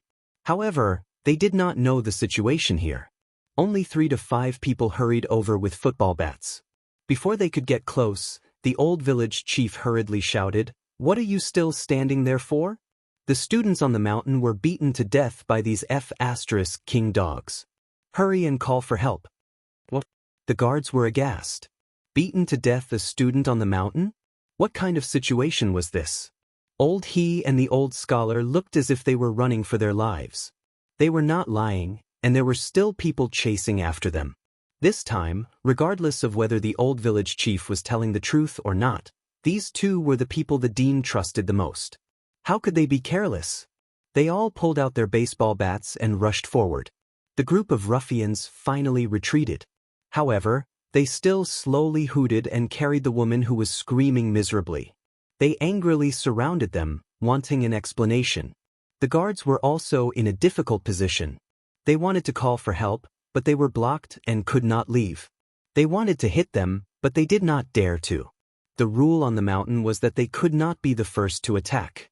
The old village chief was so angry that he scolded them for being blockheads. Idiots! Old man saw it with his own eyes. If not for old he's quick hands and feet, we would be in the same state as Chang'an. Do you think you can see us? The guards were stunned. Old he looked at the group of people who were surrounding them with a gloomy face, but were not as fierce as before. He said, "They killed Chang'an. You should know Cripple Wang, right? We don't know if Cripple Wang is dead or alive. Why don't you go and take a look?" Cripple Wang? Chang'an? Cripple Wang and the rest must be familiar with this place. If it wasn't for him, how could they have the opportunity to eat on the mountain? It could be said that on this mountain, there were people who did not know Li Gan and the other famous people around the dean. They could also not know the 4 great scholars. However, if anyone dared to not recognize Zhang Feng and Cripple Wang, who had given them food to eat, then they would be untactful. Besides, Chang'an would go up and down the mountain several times every day. This kid was very polite. Who would not like him? Many of these uncouth soldiers were thinking of passing on their skills to Chang'an. Some even wanted to arrange a marriage for this kid. This kid was very likable. But now, in an instant, these guards showed their deterrence in the army. They waved the baseball bats in their hands and shouted, "All of you, shut up for Lao Tzu." When the group of troublemakers saw that they were exposed, they also panicked. However, how could the woman with the broken arm care so much? She stared at them with bloodshot eyes and cursed. Almost from the beginning, she had not stopped scolding them. She had scolded all 18 generations of her ancestors. At this time, seeing this, she cried and screamed again. You bastards! There are only 5 of them. They are the bad guys who want to end our bloodline. There are only 5 of them. Are you all scared? If you're a man, then fight for me. Didn't you see that they were the ones who started the fight? If you didn't do it, we would all be trapped here today. Chapter 1362. In an instant, the hesitant people's eyes glinted fiercely again. The woman hooted again, "Look, look, my man has already scouted the mountain gate. There are less than 30 people. How many people do we have? We have a few hundred people. Even if each of us spit, we can give him." "Bitch, shut up Lao Tzu. Go Dan, call for help." The guards were enraged. They had seen arrogant people before, but they had never seen such shameless people before. Originally, they wanted to calm things down and see if it was the same as what the old village chief said. But now, was there even a need to see? This group of people wanted to kill people. They had been in the army for so many years. What kind of situation had they not seen? Looking at the situation now, they understood half of the situation. The leader of the group, a man in his 30s or 40s, took a step forward. Then he sandwiched a younger man in the middle. In an instant, 4 of the 5 people formed a battle formation. The younger man appeared in the middle of the 4. The old village chief and he also appeared in the middle of the 4 people. At this moment, the man's gaze was icy cold as he gazed at the group that was slowly moving forward. He shouted, "If you dare to take another step forward, you'll become enemies with my White Deer Academy. If you stop now, the dean of my academy will definitely give you an answer." Don't. Just as the leader was speaking, Half of a brick flew out of nowhere and smashed into the head of one of the men. In the next moment, the group of people exploded. F***ck your grandpa. Smash them to death. Today we have no way out. If we don't kill them and run before the army arrives, none of us will live. Brothers, kill them. Kill. At this moment, the man finally understood what was going on. This group of people was really looking for trouble. And it wasn't just any ordinary trouble. At this moment, how could he care so much? As he dodged the bricks, the baseball bat in his hand flew up and down. One by one, he took care of the people who surrounded him. However, this group of people seemed to have gone crazy. Moreover, they were like local ruffians who had gone crazy. They used all kinds of despicable methods. Not long after, even the old village chief who was being protected by Old Ho was knocked unconscious, and one of the 5 men was still unable to rush out. At this moment, once again smashing into the gap between a few people, the leader of the guards coldly glanced at everyone, then pointed at the mountain gate and roared, "Break through the mountain gate, kill them all." At this moment, everyone had once again returned to the state they were in when they were fighting the enemy in the army. Although they had been warned not to attack ordinary people, especially the people of the Tang dynasty, at this time, these people were no longer human. They wanted to deal with the academy. Furthermore, each and every one of them had used lethal attacks. Even though they had been through hundreds of battles, there were still many wounds on their bodies. There were even 2 people whose arms were limp. The group of hooligans were also terrified. However, the more terrified they were, the more they wanted to live. And the only way to survive was to stop these people from leaking information and create an opportunity for them to escape. Fellow villagers, look, this is the so-called White Deer College. Do you see their true colors? How is this an academy? This is simply a military training ground. How can an academy have such fierce bandits? Don't just watch. Let's subdue them and go up the mountain to personally ask that damned bastard Zhang Feng what he wants. Also, you should have heard of what that bastard is tinkering with on the mountain. It's a poison that allows us to produce thousands of caddies of grain per moo. Don't you want to go and see? At this moment, seeing that they could not take down the mountain after a long time and that there were large numbers of casualties, these people were terrified. They all shouted and called for help in front of the surrounding Hu merchants. However, the more they shouted, the fewer people there were. Many people even saw Qian Wanli abandoned on the ground. After confirming whether Qian Wanli was dead or alive, they hurriedly rushed to the mountain gate. This time, these people were even more terrified. They attacked those who wanted to go up the mountain even more crazily and chaotically. In an instant, the entire market that belonged to the Hu merchants was in chaos. The commotion here, coupled with the fact that these 5 people had been here for a long time, finally alarmed the guards at the gate. While standing guard at the entrance of the mountain, they also sent out 20 people to head over to this place. Woo-woo-woo. The guards at the mountain gate all sounded the bugle horn. The melodious and hurried sound of the bugle horn instantly made the people surrounding the 5 guards tremble. They were done for. This was not good. Everyone temporarily stopped their attacks and anxiously searched for that youth surnamed Tang, but he was nowhere to be seen. This time, they finally panicked. They all threw away the weapons in their hands and pretended to be panicking passers-by as they fled. However, at this moment, the rumbling of horse hooves and the sound of armor clashing against each other caused everyone's faces to turn ashen. Under their terrified gazes, Yu Qigong's men were here. To be more precise, it was Yu Qigong's number 1 general, Jia Eru. Jia Eru rode his purplish-red horse and swept his blood-dripping halberd across the crowd. His eyes were cold as he angrily shouted, "Everyone kneel where you are. After 3 breaths, everyone who is still standing will be killed without mercy." Chapter 1363. This time, the guards, Old He, and the others finally breathed a sigh of relief. Under Jairu's command, the group of archers behind him had already knocked their bows and looked coldly at the crowd.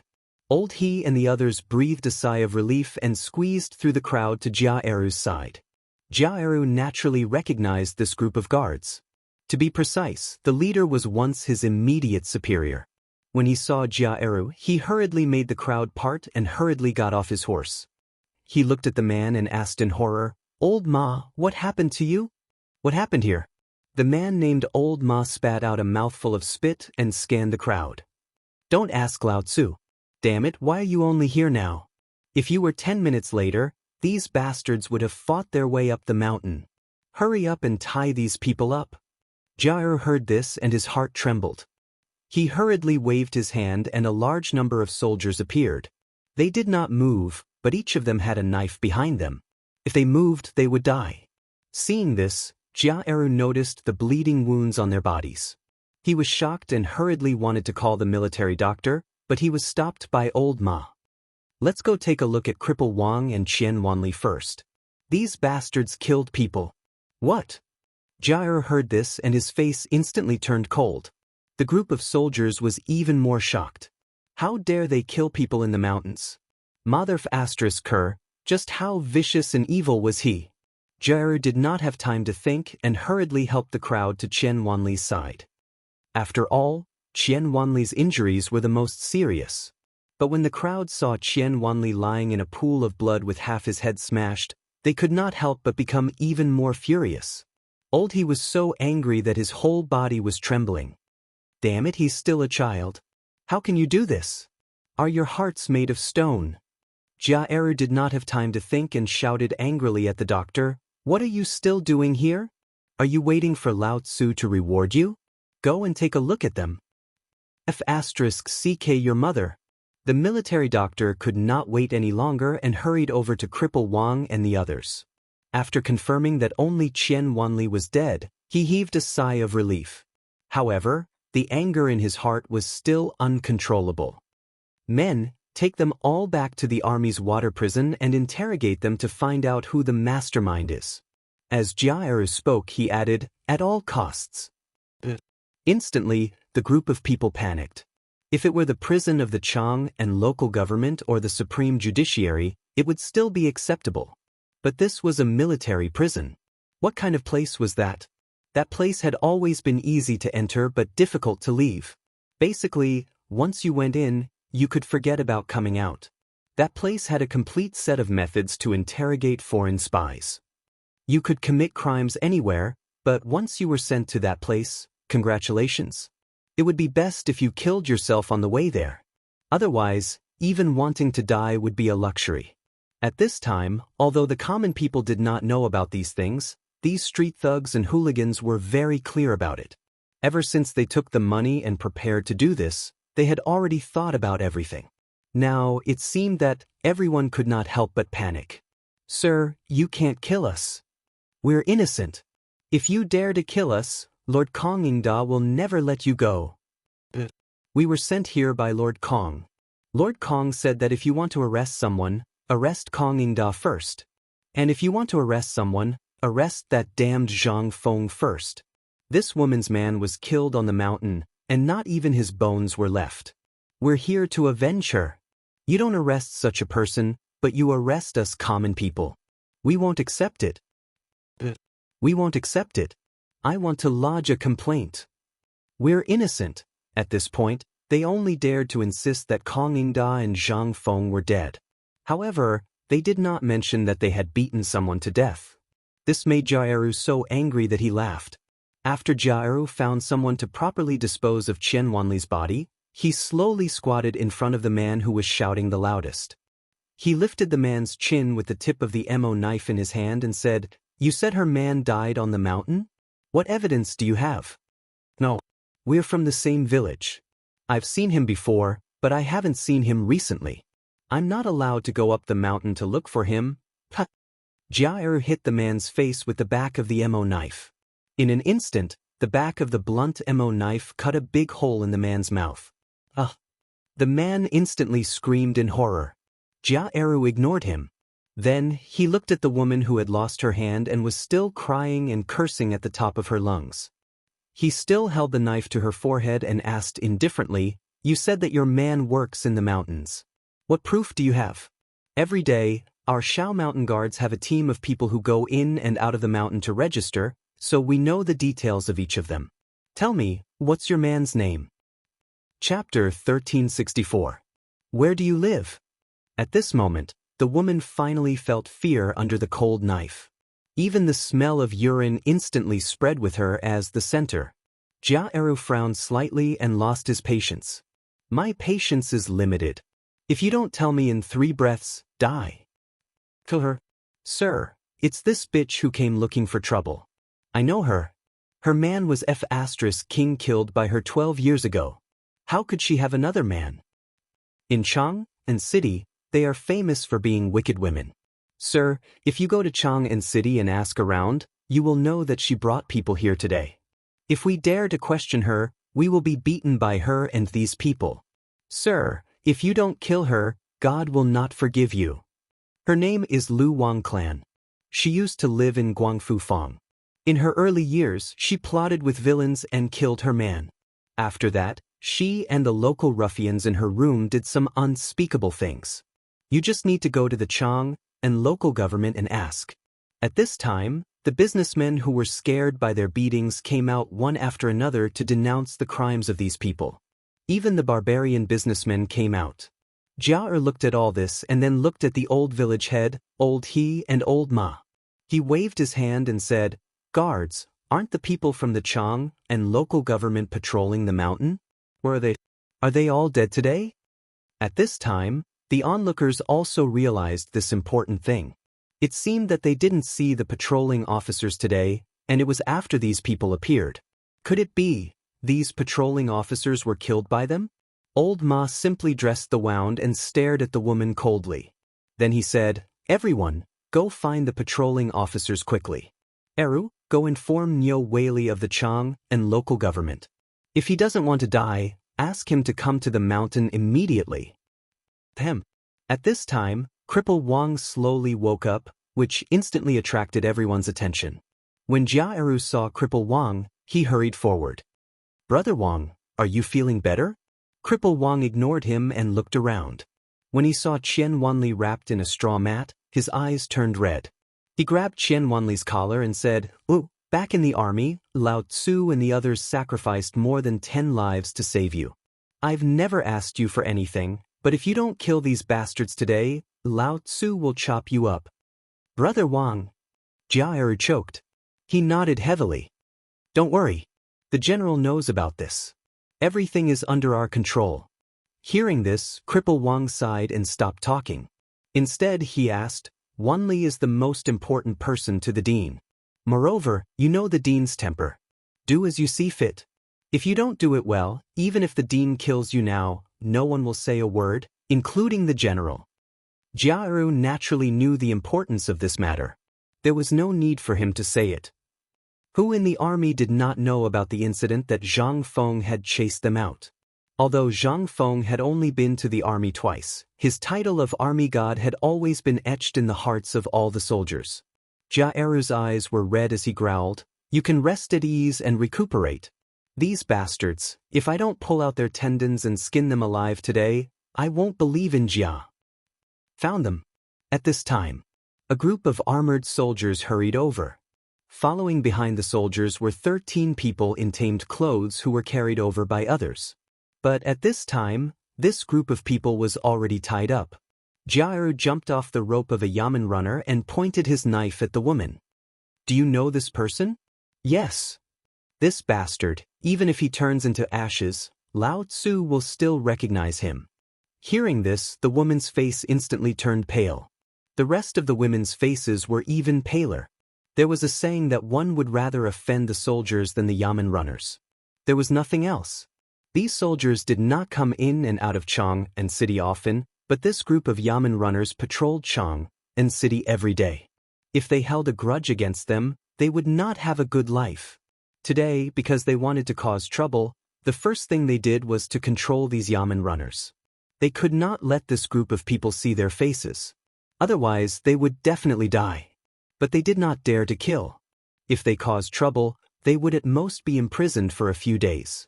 If they fought, they would at most be beaten with a plank and then locked up for half a year.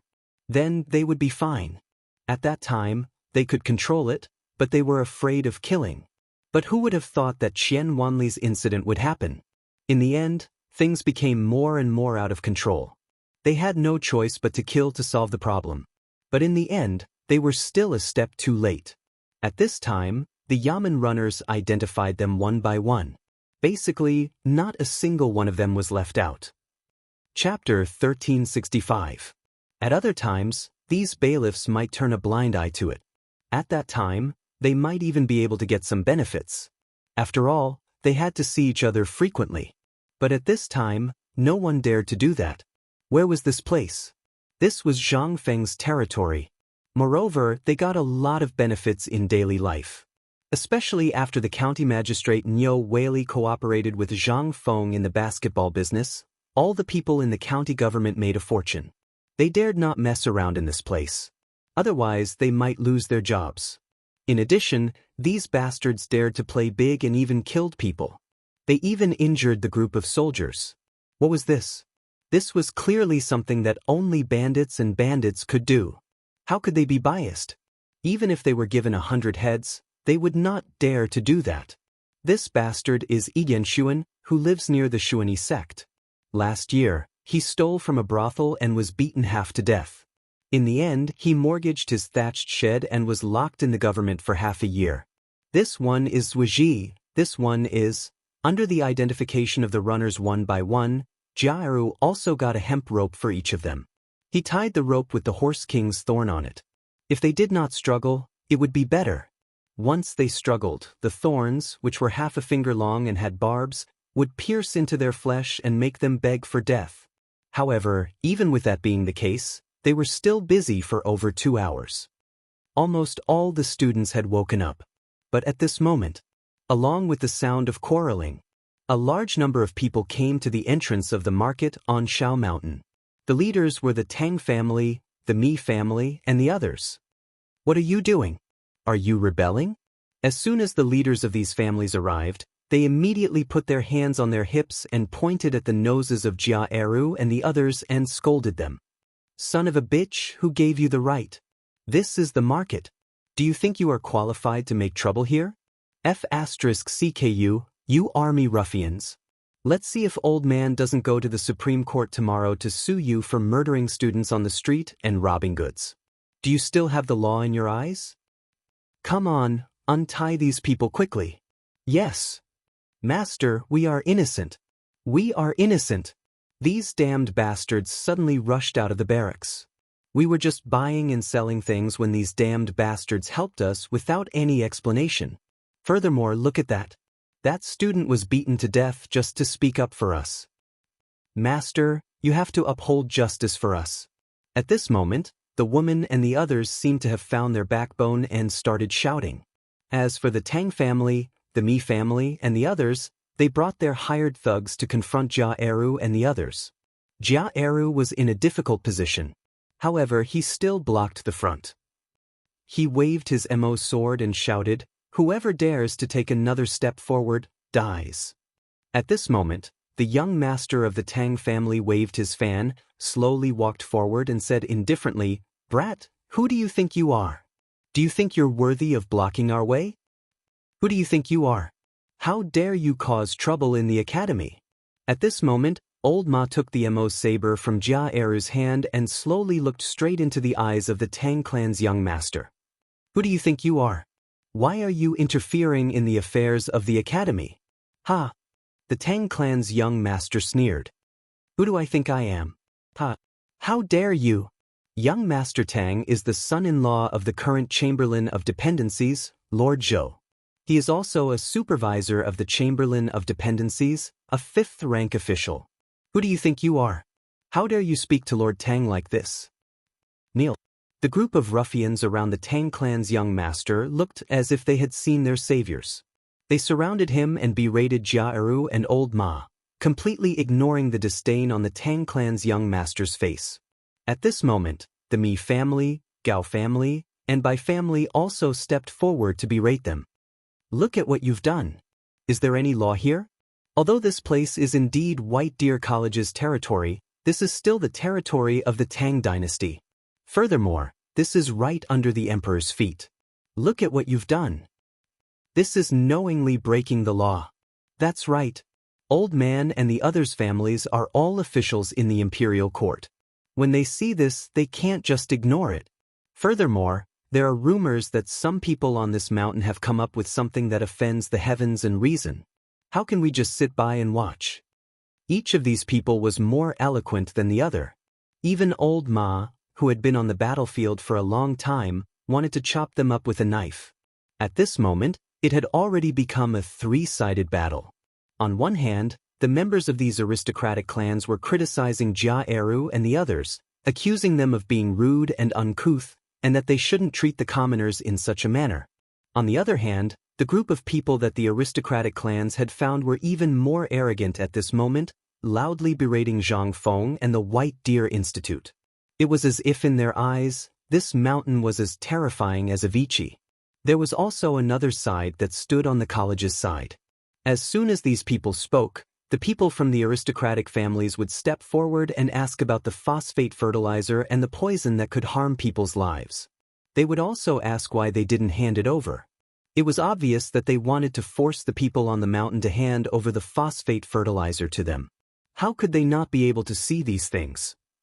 Yu Qigong, who was standing on the second floor of the restaurant, wanted to rush down and kill them several times. This was 2F*King infuriating. Anyone who wasn't a fool could tell that someone was targeting Zhang Feng. The Tang family, the Mi family, the Bai family, and the Gao family were doing very well. Lao Tzu wanted to see how hard their heads were. Yu Qigong clenched his fists tightly. He tilted his head and said to the general behind him, "Hurry up and send a letter to the emperor. Tell him exactly what happened here. Also, Lao Tzu wants to kill someone." Chapter 1366. On the mountain. Zhang Feng was very anxious and depressed at this time. He had already heard the horn at the foot of the mountain just now. However, this damn old Nyo had been following him since he came. He even followed him to the toilet. This made Zhang Feng very depressed. Originally, he wanted to go down the mountain to have a look. It was reasonable to say that if there was no urgent matter, this horn would not be blown, although he did not know the meaning of this horn. However, the moment the horn sounded, all the security guards on the mountain, as well as the guards on the mountain, gathered nervously in an instant, and then ran to the mountain gate. Zhang Feng knew that something big must have happened at the foot of the mountain. He had been uneasy today, but he could not explain it. At this time, old Nyo was following behind him. How could this not make him more upset? At this time, Zhang Feng was ready to go to Yushernan and the others to see what was going on. Since the horn sounded, these people had disappeared. Li Chengqian and the others hid in the mountain. After Sun Simiao saw Zhang Feng, he sighed and also went up the mountain. Nominally, he was taking them to familiarize with the characteristics of some medicinal materials, but who knew what they were doing? At this time, Zhang Feng wanted to go out, but when he saw Niu Jinda squatting at the door, he simply went back to the bedroom angrily.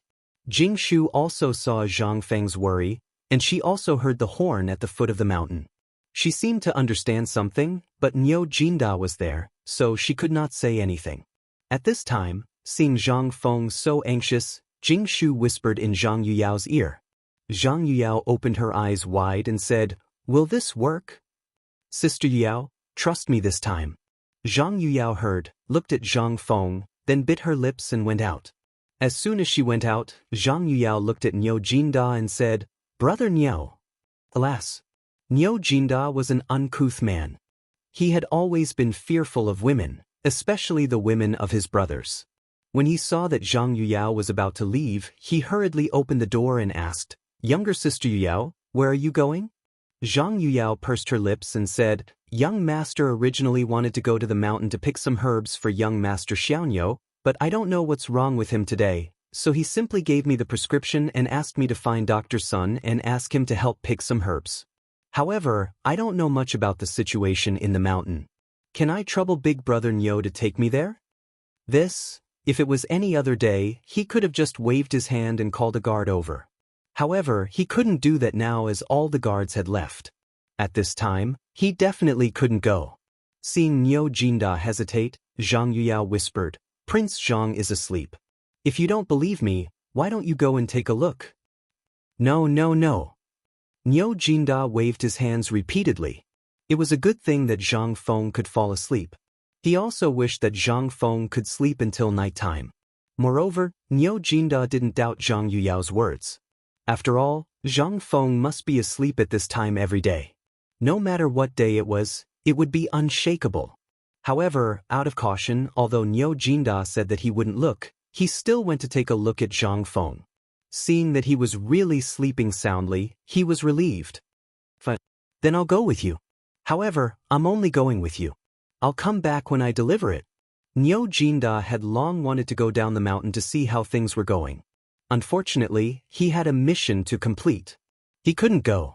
However, at this time, Zhang Feng was asleep. If he went down the mountain to take a look, it should be fine, right? Moreover, if he didn't send Zhang Yuyao over now, it would inevitably arouse their suspicions. Moreover, Zhang Feng had never used any kind of medicine on Niu Jianhu's leg. This sudden use of medicine also made Niu Jinda unusually hesitant. He wanted to see what kind of medicine Zhang Feng was going to use. Thus, he simply found a mule and personally pulled it. He hurried in the direction Sun Simiao and the others went. After the two of them left for a cup of tea's time, Zhang Feng, who was sleeping soundly, suddenly opened his eyes. He looked at Jingshu and asked, "Gone?" "Gone. You're really my good wife." Zhang Feng excitedly spat on Jingshu's face. He hurriedly put on his boots and clothes and hurried out of the door. As soon as he went out, Zhang Feng searched for a while before he found Shiwa and Gao Ken in Sun Simiao's villa. He was surprised to see the two of them squatting in front of a medicine furnace. However, the furnace wasn't lit. This made Zhang Feng ask in surprise, "What are you doing?" One of the two was Zhang Feng. He hurriedly said, "Dr. Sun asked us to watch the medicine furnace. He said that we have to wait for him to soak it for 2 hours. Moreover, we can't let the things inside escape." Zhang Feng was confused. What was this? What medicine? Out of curiosity, Zhang Feng opened the medicine pot. However, he found that there were actually a few loaches jumping around in the medicine pot.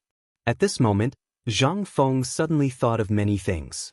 He couldn't help but think of the abnormal state of these people at the foot of the mountain. He shouted, "Not good. Quickly come down the mountain with me." Something happened at the foot of the mountain. Chapter 1367. Zhang Feng wasn't a fool.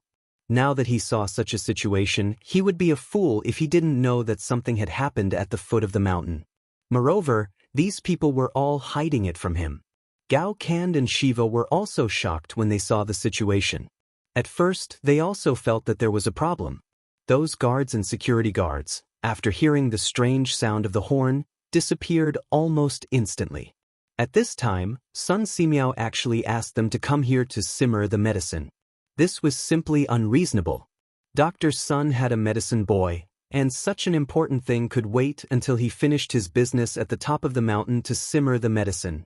Why didn't he let others come, but only the two of them? They were personally appointed by Zhang Feng as his followers. At this time, they were sent away. Something big must have happened. At this time, Gao Kan didn't say anything. He picked up Zhang Feng, carried him on his back, and flew towards the direction of the mountain gate. The group of students were all stunned by this scene. They didn't know what happened today, but when the horn sounded at the foot of the mountain, all the teachers ran away. They only left some homework for them to review. At this time, when they saw the dean acting like this, the students realized that the security guards on the mountain, as well as the guards who usually didn't say a word, suddenly disappeared. Zhang Feng didn't care about these people. At this time, he couldn't care less. Gao Kan was tall and strong. Coupled with his physical fitness, even if he was carrying Zhang Feng, he still ran very fast. Shiva, on the other hand, was in a miserable state. He could only follow behind and run madly. The three of them, one in front and one behind, ran down the mountain like the wind. As soon as they reached the mountain gate, Zhang Feng was shocked by the faint noise coming from the foot of the mountain. Looking at the mountain, it was already filled with the group of guards that used to be on the mountain. On the road up the mountain, there were even groups of guards and veterans stationed there. It seemed like they were guarding against something coming up the mountain. Zhang Feng was a little puzzled. But when those people saw that Zhang Feng wanted to go down the mountain, They hurriedly tried to stop him. But at this time, Gao can only listen to Zhang Feng's orders. Anyone who dared to block him was basically pushed aside by him. And when the crowd saw Zhang Feng's actions, they had no choice but to make way for the three people to go down the mountain. The closer they got to the foot of the mountain, the louder the noise became. Faintly, Zhang Feng could also hear the sounds of quarreling. Zhang Feng's appearance instantly attracted the attention of the people at the foot of the mountain. However, when Zhang Feng arrived at the mountain gate, the group of security guards refused to let him pass. They guarded the gate tightly. Zhang Feng was so angry that he grabbed the collar of a security guard who was taller than him and said, "Are you going to move or not?" As he spoke, the man said bitterly, "Director, there was a murder case at the foot of the mountain just now. A group of troublemakers came for you. Now the people from the county government and the military camp are here. Please don't go down the mountain. If something happens..." "What did you say? There was a murder case? What's going on?" Zhang Feng felt uneasy. At this time, when he heard this, he instantly understood everything. Without waiting for the man to answer, he asked anxiously, "Who died? Tell me." The guard was even more bitter at this time. But at this time, the people at the foot of the mountain seemed to have seen Zhang Feng and instantly burst into a burst of screams. "Look! That bastard Zhang Feng has come out. Get out. Mother f***ker, come out. F***ck your mother. You have the ability to do things, but you don't have the ability to admit it, right? If you don't tell me the bad things you have done today I'll set fire." Bang! That voice, with a muffled sound, came to an abrupt end. But it aroused more angry curses. At this time, even Jia Eru, Old Ma, and the others could no longer control it. In addition, with these families fanning the flames and adding fuel to the fire, they couldn't do anything even if they wanted to. Zhang Feng also saw the old village chief and Old He in the crowd. Old He and the old village chief were more miserable. At this time, Old He's face was disheveled, and there were even dried scabs all over his face. The old village chief's beard was mostly gone, as if it had been torn off by someone. Zhang Feng was so angry that his whole body was trembling. He took out the three-pronged bayonet from his arms and pointed it at the security guard's neck. He coldly shouted, "Get out of the way." The security guards saw that things were already out of control. At this time, Zhang Feng was in a rage. While he was puzzled, Gao Can unexpectedly punched him in the neck. In an instant, his vision turned black and he fainted. Taking advantage of this gap, Gao Can carried Zhang Feng and jumped over the fence of the mountain gate. Old He and Old He also noticed Zhang Feng. When they saw the situation at the gate, they hurried to the mountain gate and surrounded Zhang Feng behind them, telling him not to come forward. Jia Eru and the others instantly gave up the confrontation in front of them and hurried to Zhang Feng to form a battle formation in front of him. At this time, the bows in their hands were already on the string again. Zhang Feng didn't care about these. Looking at Old He and the old village chief, he hurriedly asked, "What's going on? Who died?" It would be better if he didn't ask. Once he asked, the old village chief sobbed and pointed to the fork in the road to the paper mill. "Feng Zi, this old man has let you down. I didn't take good care of Wang Lin." While speaking, the old village chief was ready to kneel down. Zhang Feng's face sank and hurriedly helped the old village chief up. His eyes instantly turned red and asked, "What happened to Wang Lin?" "Wang Lin, Wang Lin, Wang Lin is sad. These bastards smashed half of his head." Buzz. Chapter 1368. Zhang Feng felt like his head was about to explode. Qian Wanli is dead? How could this be? He had just seen Qian Wanli last night. How could this be? How did he die? Zhang Feng looked as if he wanted to eat someone. When the Tang family and the others saw this, they smiled and looked at Zhang Feng, wanting to see what he was going to do. If Zhang Feng killed someone in a fit of anger, that would be even better. The group of ruffians was waiting for Zhang Feng. Seeing Zhang Feng like this, they clamored even louder.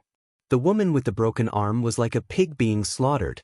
She roared crazily and screamed miserably, but she did not dare to step forward. Everyone was afraid of death. No one was not afraid. Although they had already taken enough money and food, Zhang Feng's reputation was still there. Although they did not know what the poisonous thing Zhang Feng had created was, their intuition told them that it would be something good. Otherwise, Sun Simiao would not have done that. But in the face of hunger and money, they still chose to come here and cause trouble. And the most important thing was, those big clans had all said that they would take responsibility for this matter with Kongingda. Moreover, even if someone died at this time, it would be a mistake. Could it be that Zhang Feng wanted to kill someone in front of everyone? Moreover, these people from the big clans had said that even if Zhang Feng were to come up with something that could produce 1,000 caddies per mu of land, they would be the first ones to get it. This was their reward. This was something that everyone in this era knew. Every time something good came out, the big clans would be the first to use it. The common people could only look at it. Who would really be on their side? Their life and death depended on the breath of these people. At this time, seeing that the main character had come out, it was time for them to show off. How could they not shout even louder? Zhang Feng listened carefully to the two people's narration, and the Mitsubishi army knife in his hand clenched even tighter. Let's go. Follow me to take a look at Wang Lin. As they spoke, Zhang Feng and Gao Can took a step forward. What could old Ma and Jia Eru say when they saw this? He had no choice but to be on guard while clearing the way. Zhang Feng, that brat was killed by you. If you hadn't made that poison, how could he have died? Yes, that brat deserved to die. Gao Can shut him up. Zhang Feng didn't wait for that person to finish speaking. He pointed at the fiercest person and shouted. But before Gao Can could say anything, a cold arrow pierced towards the person who had just spoken. The arrow flashed twice on that person's forehead, and that person instantly fell straight to the ground. The clamoring crowd instantly froze. Some people were terrified. One after another, they retreated one after another. Although some people were terrified, they didn't want to retreat. They had no choice because they were involved in the beating and killing just now. If they retreated now, they wouldn't be able to escape when the time came to settle the score. At this time, looking at Zhang Feng's expression, it seemed that the dead brat was very important to Zhang Feng. The people of the Tang, Bai, Mi, and Gao families were originally a little excited, but they also faintly realized that something was wrong. Originally, they were looking forward to Zhang Feng taking action. That way, they would have something to use against Zhang Feng. But now, it seemed that things were a little out of control. At this time, their faces were a little uncertain. Zhang Feng didn't pay attention to these people. Instead, he directly squeezed through the crowd and came to the straw mat. At this time, the blood was still flowing. Zhang Feng lifted the straw mat with trembling hands. The next moment, when he saw Qian Wanli's eyes that were still open and his right eye exploded, he couldn't hold back the anger in his chest. Old Ma! Zhang Feng took out the blood jade hairpin that sealed Lang Ju Su, then took out a token to enter the imperial city and handed it to Old Ma. Quickly go and find Niu Weili. Tell him to take this to the emperor and tell him that Lao Tzu is going to start a massacre today. Old Ma was stunned. He didn't know the origin of this blood jade. But at this time, when he heard Zhang Feng's words, Old Ma hurriedly said, "Dean, you can't." Zhang Feng's eyes were red. Can't what? Zhang Feng grabbed Old Ma's collar and pressed him in front of Qian Wanli's body. He shouted, "Don't tell me he died for nothing? These damn bastards, how can they keep insulting us? Can't Lao Tzu say a word? If the one who died was your brother, what would you do? Go. I don't want to say it a second time." At this time, the ruffians and the others were also panicking. They hurriedly looked back and saw that the people from the big families still didn't say anything. Instead, they frowned and winked at them. Although they were afraid, there was no turning back now. Another strange voice came from the crowd. "Oh, you want to kill someone? You're just a small viscount. Do you think you're worthy of the emperor's attention?" Whoosh! The response was still an arrow. In an instant, the whole scene was silent. Only the person who was not completely dead was still struggling on the ground. Zhang Feng didn't want to talk nonsense anymore. He carried Qian Wanli and moved Qian Wanli's body to the statue at the entrance of the academy with Old He and the others. He ordered, "Guards, guard that place with your lives. Kill anyone who dares to touch his body." Chapter 1369. Zhang Feng, don't go too far. That kid was just a mistake. If you continue to kill like this, aren't you afraid of death? Kid, this is all a misunderstanding. You have to make things clear first. Search. Just as someone shouted out again, the sound of an arrow hitting the ground caused everyone's expression to change. Zhang Feng sat in front of the statue, lit a cigarette, and sat in front of Qian Wanli, smoking while playing with the Mitsubishi Army knife in his hand. He did not look at the crowd, nor did he care about anyone. At this time, on the mountain, Chang'an and the others hurried down the mountain when they heard that Zhang Feng had gone down the mountain. After seeing Qian Wanli's body and the current situation, everyone's head buzzed in an instant. Stop. All of you stop for old man, don't kill anymore. Zhang Feng was very angry at this time. He did not like to find trouble, nor did he like to cause trouble. But these days, there were always people who wanted to find trouble for him, especially those invisible hands. He could not bear it. What's more, this group of bastards still wanted to force him. How could he not know what these people were doing? It was nothing more than wanting to get benefits from him. As for what benefits, was there a need to say? It was definitely the phosphate fertilizer that could increase production. He had not done anything yet, and this kind of thing had already happened. What would happen in the future? At this time, Chang'an and the others went down the mountain. In a flash, these hooligans found an outlet to vent their anger. Each and every one of them cursed Zhang Feng. Some were even about to throw stones at him, but Jia Eru personally picked up a bow in his hand and stopped them. Chang'an and the others also understood the cause and effect of the matter from Cripple Wang, as well as those angry people and merchants.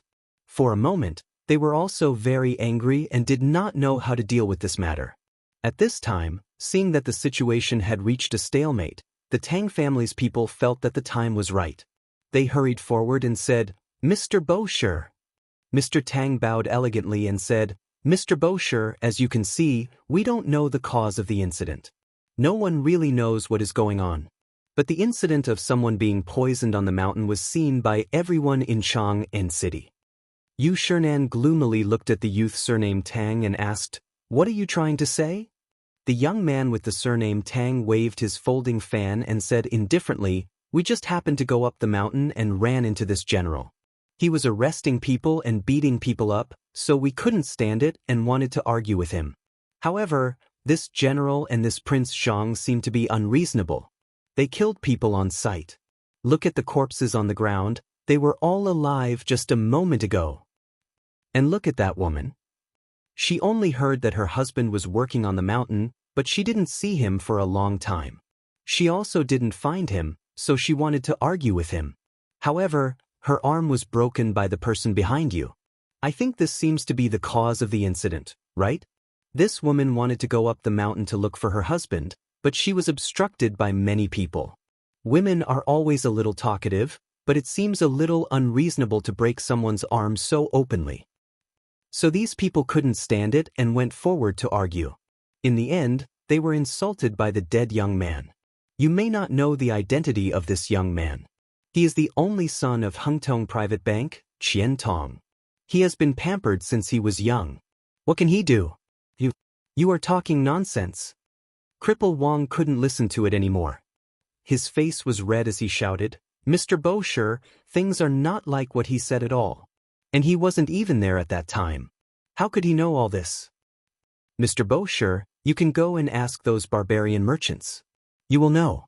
When these people came to the city square, they spread rumors that Feng Zi was making poison and wanted to harm the world. If anyone dares to not believe these things, they will be surrounded and beaten by these people. And there are patrolmen in official uniforms in this city square, but they were kidnapped by these people. You can go and ask them. Everything will be clear. These people are Chang'an's hooligans and scoundrels. You are talking nonsense. We are all honest and dutiful people. Today, we came up the mountain to ask if we can go up the mountain to do some errands or to study. Who would have thought that we would be insulted by these people? Mr. Bosher, we are innocent." The scene fell into chaos again. Although Chang'an and the others were well educated, how could they be a match for these shrews and hooligans? In just a few words, they were speechless. They were so angry that their bodies were trembling. At this moment, Zhang Feng slowly stood up and looked indifferently at the youth surnamed Tang and the others. You are all sensible people. Stop pretending. I know why you are here. Tell me, what do you want? Hearing this, everyone quieted down instantly. But in the next moment, this group of hooligans and shrews demanded an exorbitant price. If you don't have 10,000 taels of gold today, I will report this to the emperor. That's right. My brother was killed by them. This matter can't be forgotten. We want Zhang Feng to get out of Shao Mountain. This Shao Mountain belongs to us. How can we allow you to act rashly here? Zhang Feng was still unmoved by this. He only looked at the youth surnamed Tang and the others. After the time it took to finish a meal, these people slowly stopped talking. Zhang Feng sneered and said, I have a lot of money. I have more than 300,000 taels of gold. I also have a lot of food. Even if you want my academy, I can. Zhang Feng will give it to you. But before we talk about this, let's settle our accounts. You killed my brother first and disturbed the order of White Deer College. How do you want to settle this account? You beat people indiscriminately and wantonly framed me, Zhang Feng. How do you want to settle this? As long as you have evidence, I, Zhang Feng, will plead guilty. But Zhang Feng took a step forward and looked directly at the youth surnamed Tang and the others. What do you want? Tell me, are you thinking about my phosphate fertilizer formula? Chapter 1370. This time, the young master of the Tang family, as well as the members of the Mi family, Bai family, and Gao family, were all shocked. Those who were already arguing also stopped abruptly. Wasn't this what they all wanted? However, the young man surnamed Tang was quite capable and naturally knew a little about these things. Therefore, when he heard Zhang Feng's words, he hesitated a little. Yu Shinan and the others' expressions also changed abruptly at this moment. They didn't know why Zhang Feng would say this at this time. They were about to dissuade him when Zhang Feng waved his hand and stopped them. At this time, Zhang Feng was completely in a rage. This was also the first time he was so angry in the Tang dynasty. However, even he didn't know why he was so calm at this time. He had to calm down. Although he had only known Qianwanli for less than 3 months, Zhang Feng had seen him with the rarest talent in the art of merchants. In time, he would definitely become the most terrifying merchant in the entire Tang dynasty. Zhang Feng also intended to cultivate him. After all, although Zhang Feng had never seen Lao Li and the others' businesses, Zhang Feng could tell from the actions of Li Gan and Chen Tiniu that their interests and hobbies didn't lie in the business at all. However, Lao Li and the others were his brothers. This made Zhang Feng think about the future. Qianwanli was the best person to help Lao Li and help him spread his business all over the world in the future. It was no exaggeration to say that the wisdom of Lao Li and the others in the business world combined was not even 1/10 of Qianwanli's. The reason why Zhang Feng wanted to conquer Qiuzi City was to consolidate the Tang dynasty's strategic position in the future. It was also the place that Zhang Feng wanted to build the business throat of the Tang dynasty. The best and most qualified person was Qianwanli. Moreover, after interacting with Qianwanli, he had already regarded Qianwanli as his own brother. How could Zhang Feng not be angry when his own brother was killed for no reason? If this spread, how could Zhang Feng continue to live in the world? Where would Zhang Feng put his face? How would the world view him? Today's incident also sounded an alarm for Zhang Feng. The people he wanted to protect were only these people. If the one who died today was his brother, what would he do? If the one who died today was Li Qian, how could he face Lao Li? Today's events gave Zhang Feng an impulse to intimidate his brother. For the sake of his brother, for the sake of the responsibility in his heart, for the sake of calling him master, for the sake of being the dean, and for the sake of being a man. Therefore, Zhang Feng was extremely reluctant to use a method that he did not want to use. That was the token that Lao Li gave him previously. It was a pass to enter and exit the palace. Although he knew that Lao Li must have given it to him because the emperor wanted to see him, Zhang Feng was not prepared. Although he wanted to see the emperor, he was still very afraid. Moreover, this was not the best time to see the emperor, so Zhang Feng chose not to see him. However, it was different now. This involved several aristocratic families. In addition, he wanted to kill people today. It was impossible for this matter not to alarm the emperor. If he took the initiative, it would be fine. However, since these people dared to cause trouble today, they must have been prepared. At this moment, these people were probably kneeling in front of the emperor to impeach him, right? If that was the case, then why did Lao Tzu wait for your people to come? Lao Tzu personally sent you on your way. Therefore, Zhang Feng used the blood jade that old man Li gave him. In history, there were very few records of this blood jade. Moreover, the information was very incomplete.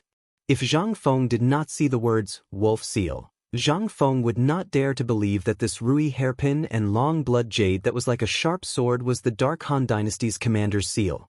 This was also what old man Li said when he gave it to him. As long as he held this item, no one in the world could touch him. This was also the reason why Zhang Feng had no choice but to use this today.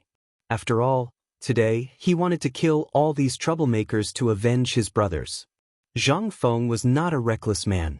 However, in terms of emotions, Zhang Feng was very impulsive. After all, he was a transmigrator. The feeling of being a stranger in a foreign land made him feel very lonely. If he could not even protect his brothers and friends at this time, how could he talk about what to do in the future? It was better to disperse earlier. Far away in the distance, Li Qingqian, Niu Jinda, and the rest stood at the mountain gate. They looked straight at Zhang Feng. They seemed to be anticipating and worried. After all, none of them knew what Zhang Feng was doing. They did not know if Zhang Feng was really angry or if he really wanted to stop and keep the peace. However, at this moment, someone could not wait any longer. Li Chengqian suddenly said, "Niu Jijie, I order you to immediately give the order to capture these people. You must not let them make any demands." Chapter 1371. Cheng Chumo and the others, who had the most explosive tempers, couldn't wait any longer. At this moment, they were eager to try. If Niu Jinda nodded, they would instantly rush out. But Niu Jinda actually couldn't wait any longer. After all, Zhang Feng was his family's savior. But it was also because of this that he was even more calm. Everything that Zhang Feng had done before, which one of them was methodical.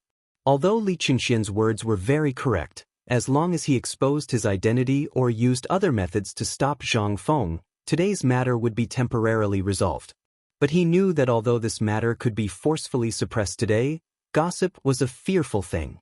Otherwise, old man Yuqi, who was hiding in the dark, would have already made his move. Why wait until now? Young Master Li, let's wait first. Feng Zi naturally has his own way of dealing with this.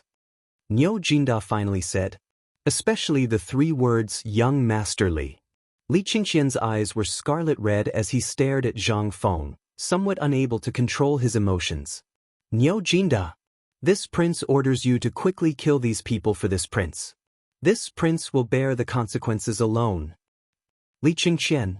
Niu Jinda finally exploded. With a gloomy face, he shouted in a low voice, "Do you still remember what your father said? Without the emperor's decree, no one is allowed to expose their identity. Have you thought about the consequences if your identity is really exposed today? The emperor and the crown prince are personally cultivating their own forces in Mount. If this were to spread, it would cause unrest in the entire imperial court. Have you thought about this? Moreover, the emperor should already know about the current situation. The emperor didn't send an order, which means that the emperor wants Feng Zi to deal with it himself. Also, do you see the person lying there? Yesterday, he was still one of you, and also Feng Zi's brother. Have you thought about what Feng Zi would think if we were to interfere?" While speaking, Niu Jinda kneeled on one knee and cupped his fist, solemnly saying, "Your Highness, please calm down." While speaking, Niu Jinda looked around. Wei Shuyu and the others all knelt down in shock. "Your Highness, please calm down." All of this was short-lived and everyone was talking in low voices. Coupled with the noise at this time, everyone was attracted by Zhang Feng, so no one noticed. But so what if they did notice? Li Chengqian was the son of the second master Lao Li that the emperor made up. He was also the second shopkeeper of the Li Chamber of Commerce. It was natural for them to kneel. Under normal circumstances, it wouldn't attract too much attention. At this moment, his chest was still heaving up and down. However, when he heard the word emperor, he slowly relaxed, but his eyes were still fixed on Zhang Feng. At this moment, after discussing with the other families, the young man surnamed Tang said with a fake smile, "Prince Zhang, President Zhang, we really don't know about today's matter, and we don't know the cause. But we do know that the cause is whether the phosphate fertilizer is poisonous or not. As long as Prince Zhang can prove that it's not poisonous, then today's matter will be easy to deal with." Zhang Feng was so angry that he laughed. He faintly grinned, revealing his white teeth, and asked, "Then, in your opinion, what should I do? What if I don't agree?" The young man surnamed Tang spread out his hands and said, "If Prince Zhang doesn't take it out, then there's nothing we can do. Just now, we saw clearly that these soldiers, as well as the people from the Prince Zhang Academy, killed people in public. According to the laws of the Tang dynasty, those who kill should be killed. Even if Prince Zhang doesn't know about this, I'm afraid that Prince Zhang and his family will be banished to the frontier and will never be able to go back to the capital. If Prince Zhang really takes out the evidence, then we will definitely dissuade all of this and announce to the world that these are all rumors." Zhang Feng heard this and couldn't help but laugh. Chang'an and the others couldn't hold it in anymore. They all denounced the young man surnamed Tang and the others. Jiaru even brandished his sword and was about to chop them down. But in the end, they were all stopped by Zhang Feng. If Gaokan hadn't stopped them, the young man surnamed Tang might have been killed on the spot. The young man surnamed Tang and the others saw Zhang Feng's reaction and couldn't figure out what Zhang Feng was thinking. They hurriedly said, "Zhang Feng, you have to think it through clearly. Even though you're a viscount and the chancellor of White Deer Academy, you're still young in the end. Moreover, your position is too low. All of us are important officials in the court, so you have to think it through." Zhang Feng stopped laughing. Instead, his expression gradually turned cold. He stared coldly at the young man surnamed Tang and said indifferently, "Do you think you're worthy?" "No." The young man surnamed Tang's expression suddenly changed. He said in an extremely cold voice, "You refuse a toast only to be forced to drink a forfeit. Good, very good. We won't interfere in today's matter. And we will truthfully report everything you've done today to the emperor." Chapter 1372. At this moment, Shiva hurriedly squeezed forward. Zhang Feng was about to stop him, but Shiva winked at him to reassure him. Tang and the others were here for the phosphate fertilizer and other things. Now that someone had admitted defeat, and it was one of Zhang Feng's people, Zhang Feng did not stop him. He seemed to think that Zhang Feng had admitted defeat only because of his reputation. That was why he called for a scapegoat. However, Shiva's action shocked Shang'an and the others. They hurriedly scolded him, "Shiva, back off. Don't speak nonsense. Shiva, this is not the place for you to mess around. Let Fengzi handle everything. Back off." At this moment, Li Chengqian and the others also rushed over and hurriedly dissuaded him. "Fengzi, if it's inconvenient for you, let me do it. That's right, back off. Watch me tear this little bastard to shreds." "Fengzi, let me do it." However, Zhang Feng waved his hand and said, "Let him do it." Shiva was the prince of Zhenla. Zhang Feng was not worried about his eloquence. As for Li Chengqian, he was stopped by Zhang Feng. What a joke! With Li Chengqian's temper, he was far from being a match for Tang. As for the others, forget it. If they said something wrong, they would immediately attack. This would only make things worse. As for Du Dabing, although he was eloquent, and Zhang Feng had seen his mouth before, what kind of place was this? If he said something wrong, there would be a big mess. Zhang Feng didn't dare to let him come. As for Shiva's initiative to step forward at this moment and even gave him a reassuring look, Zhang Feng was a little surprised. He seemed to have just remembered that although this guy was a little silly, he did not seem to have shown his talent. Besides, how bad could it be? He was going to kill someone today. He did not care. When the young man with the surname Tang and the others heard Shiva's name, they looked at Shiva in astonishment and said, "I've long heard that the crown prince of Zhenla went up the mountain to study. Could it be that you're the prince of Zhenla?" Shiva laughed coldly, "That's me." However, Today is not the time for you to make friends with me. If it was before today, or if you didn't die today, this prince would have wanted to get to know you. Oh. Without waiting for Tang to finish his sentence, Shiva continued, Today, my teacher is a little angry because of what happened to my brother. Therefore, as his student, it is better for me to say some things. To put it bluntly, these people were all found by you. Your purpose is actually for the phosphate fertilizer, isn't it? You're lying. How can we associate ourselves with these vulgar servants? We are of noble status.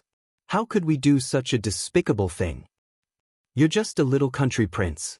What qualifications do you have to judge us? Step down. The anger of the Tang family and the others did not make Shiva cower. Instead, he said firmly, you found the wrong person to ask about what you want today. This phosphate fertilizer is actually produced by me. Why don't you ask me? As the crown prince of a country, I can guarantee that although this phosphate fertilizer was poisonous in the beginning, do you know what the masks on your mouths are for? Don't tell me you didn't use your pig brains to ask and think about it when you got this thing. This is something used to prevent poisoning when extracting the phosphate fertilizer.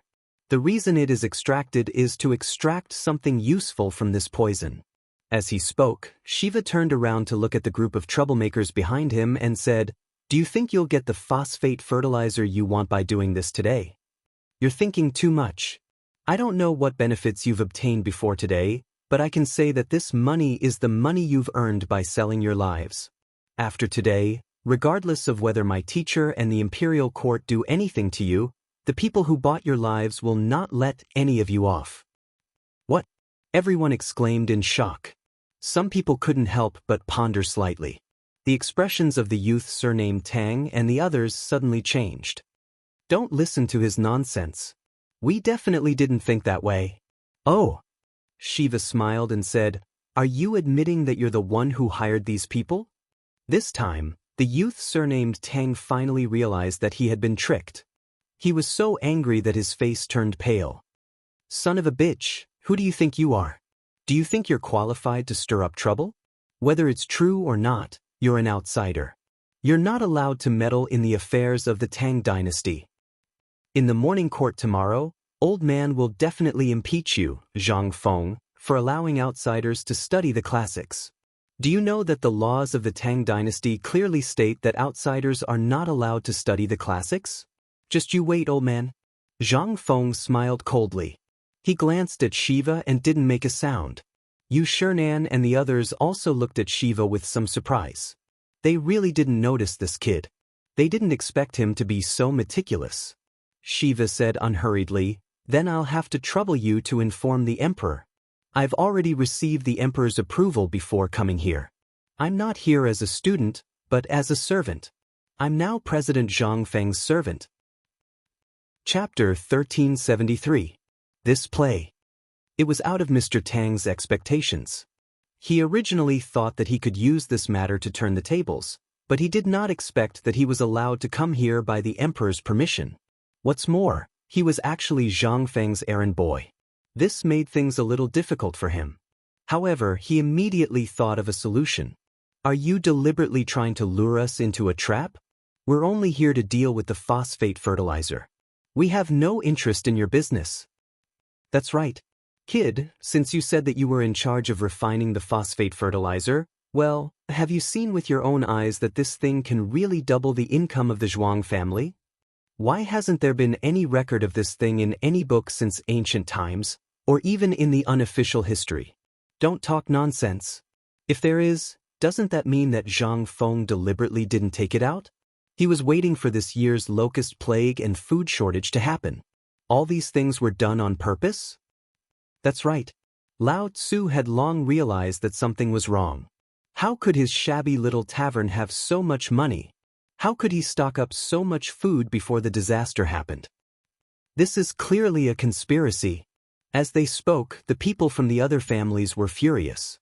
They raised their arms and shouted, Fellow villagers, did you see that? This person is so vicious. If he had such a thing, why didn't he take it out earlier? Why did he wait until now to take it out? This means that this kid already knew about the locust plague and the food shortage. This is all part of this kid's conspiracy. He's trying to set us up. This time, everyone was in an uproar. Even the onlookers, as well as those who still believed in Zhang Feng and those hooligans, were a little confused. Why didn't they hear about this from the beginning? And why didn't Zhang Feng mention this before the food shortage started? Why did he have to wait until now? Most importantly, why did Zhang Feng stock up on food? No matter how they looked at it, it seemed to be intentional. This was a conspiracy. However, at this moment, the people of Tong Huifang and the Chang, and people who were beaten up by those people were furious. *T.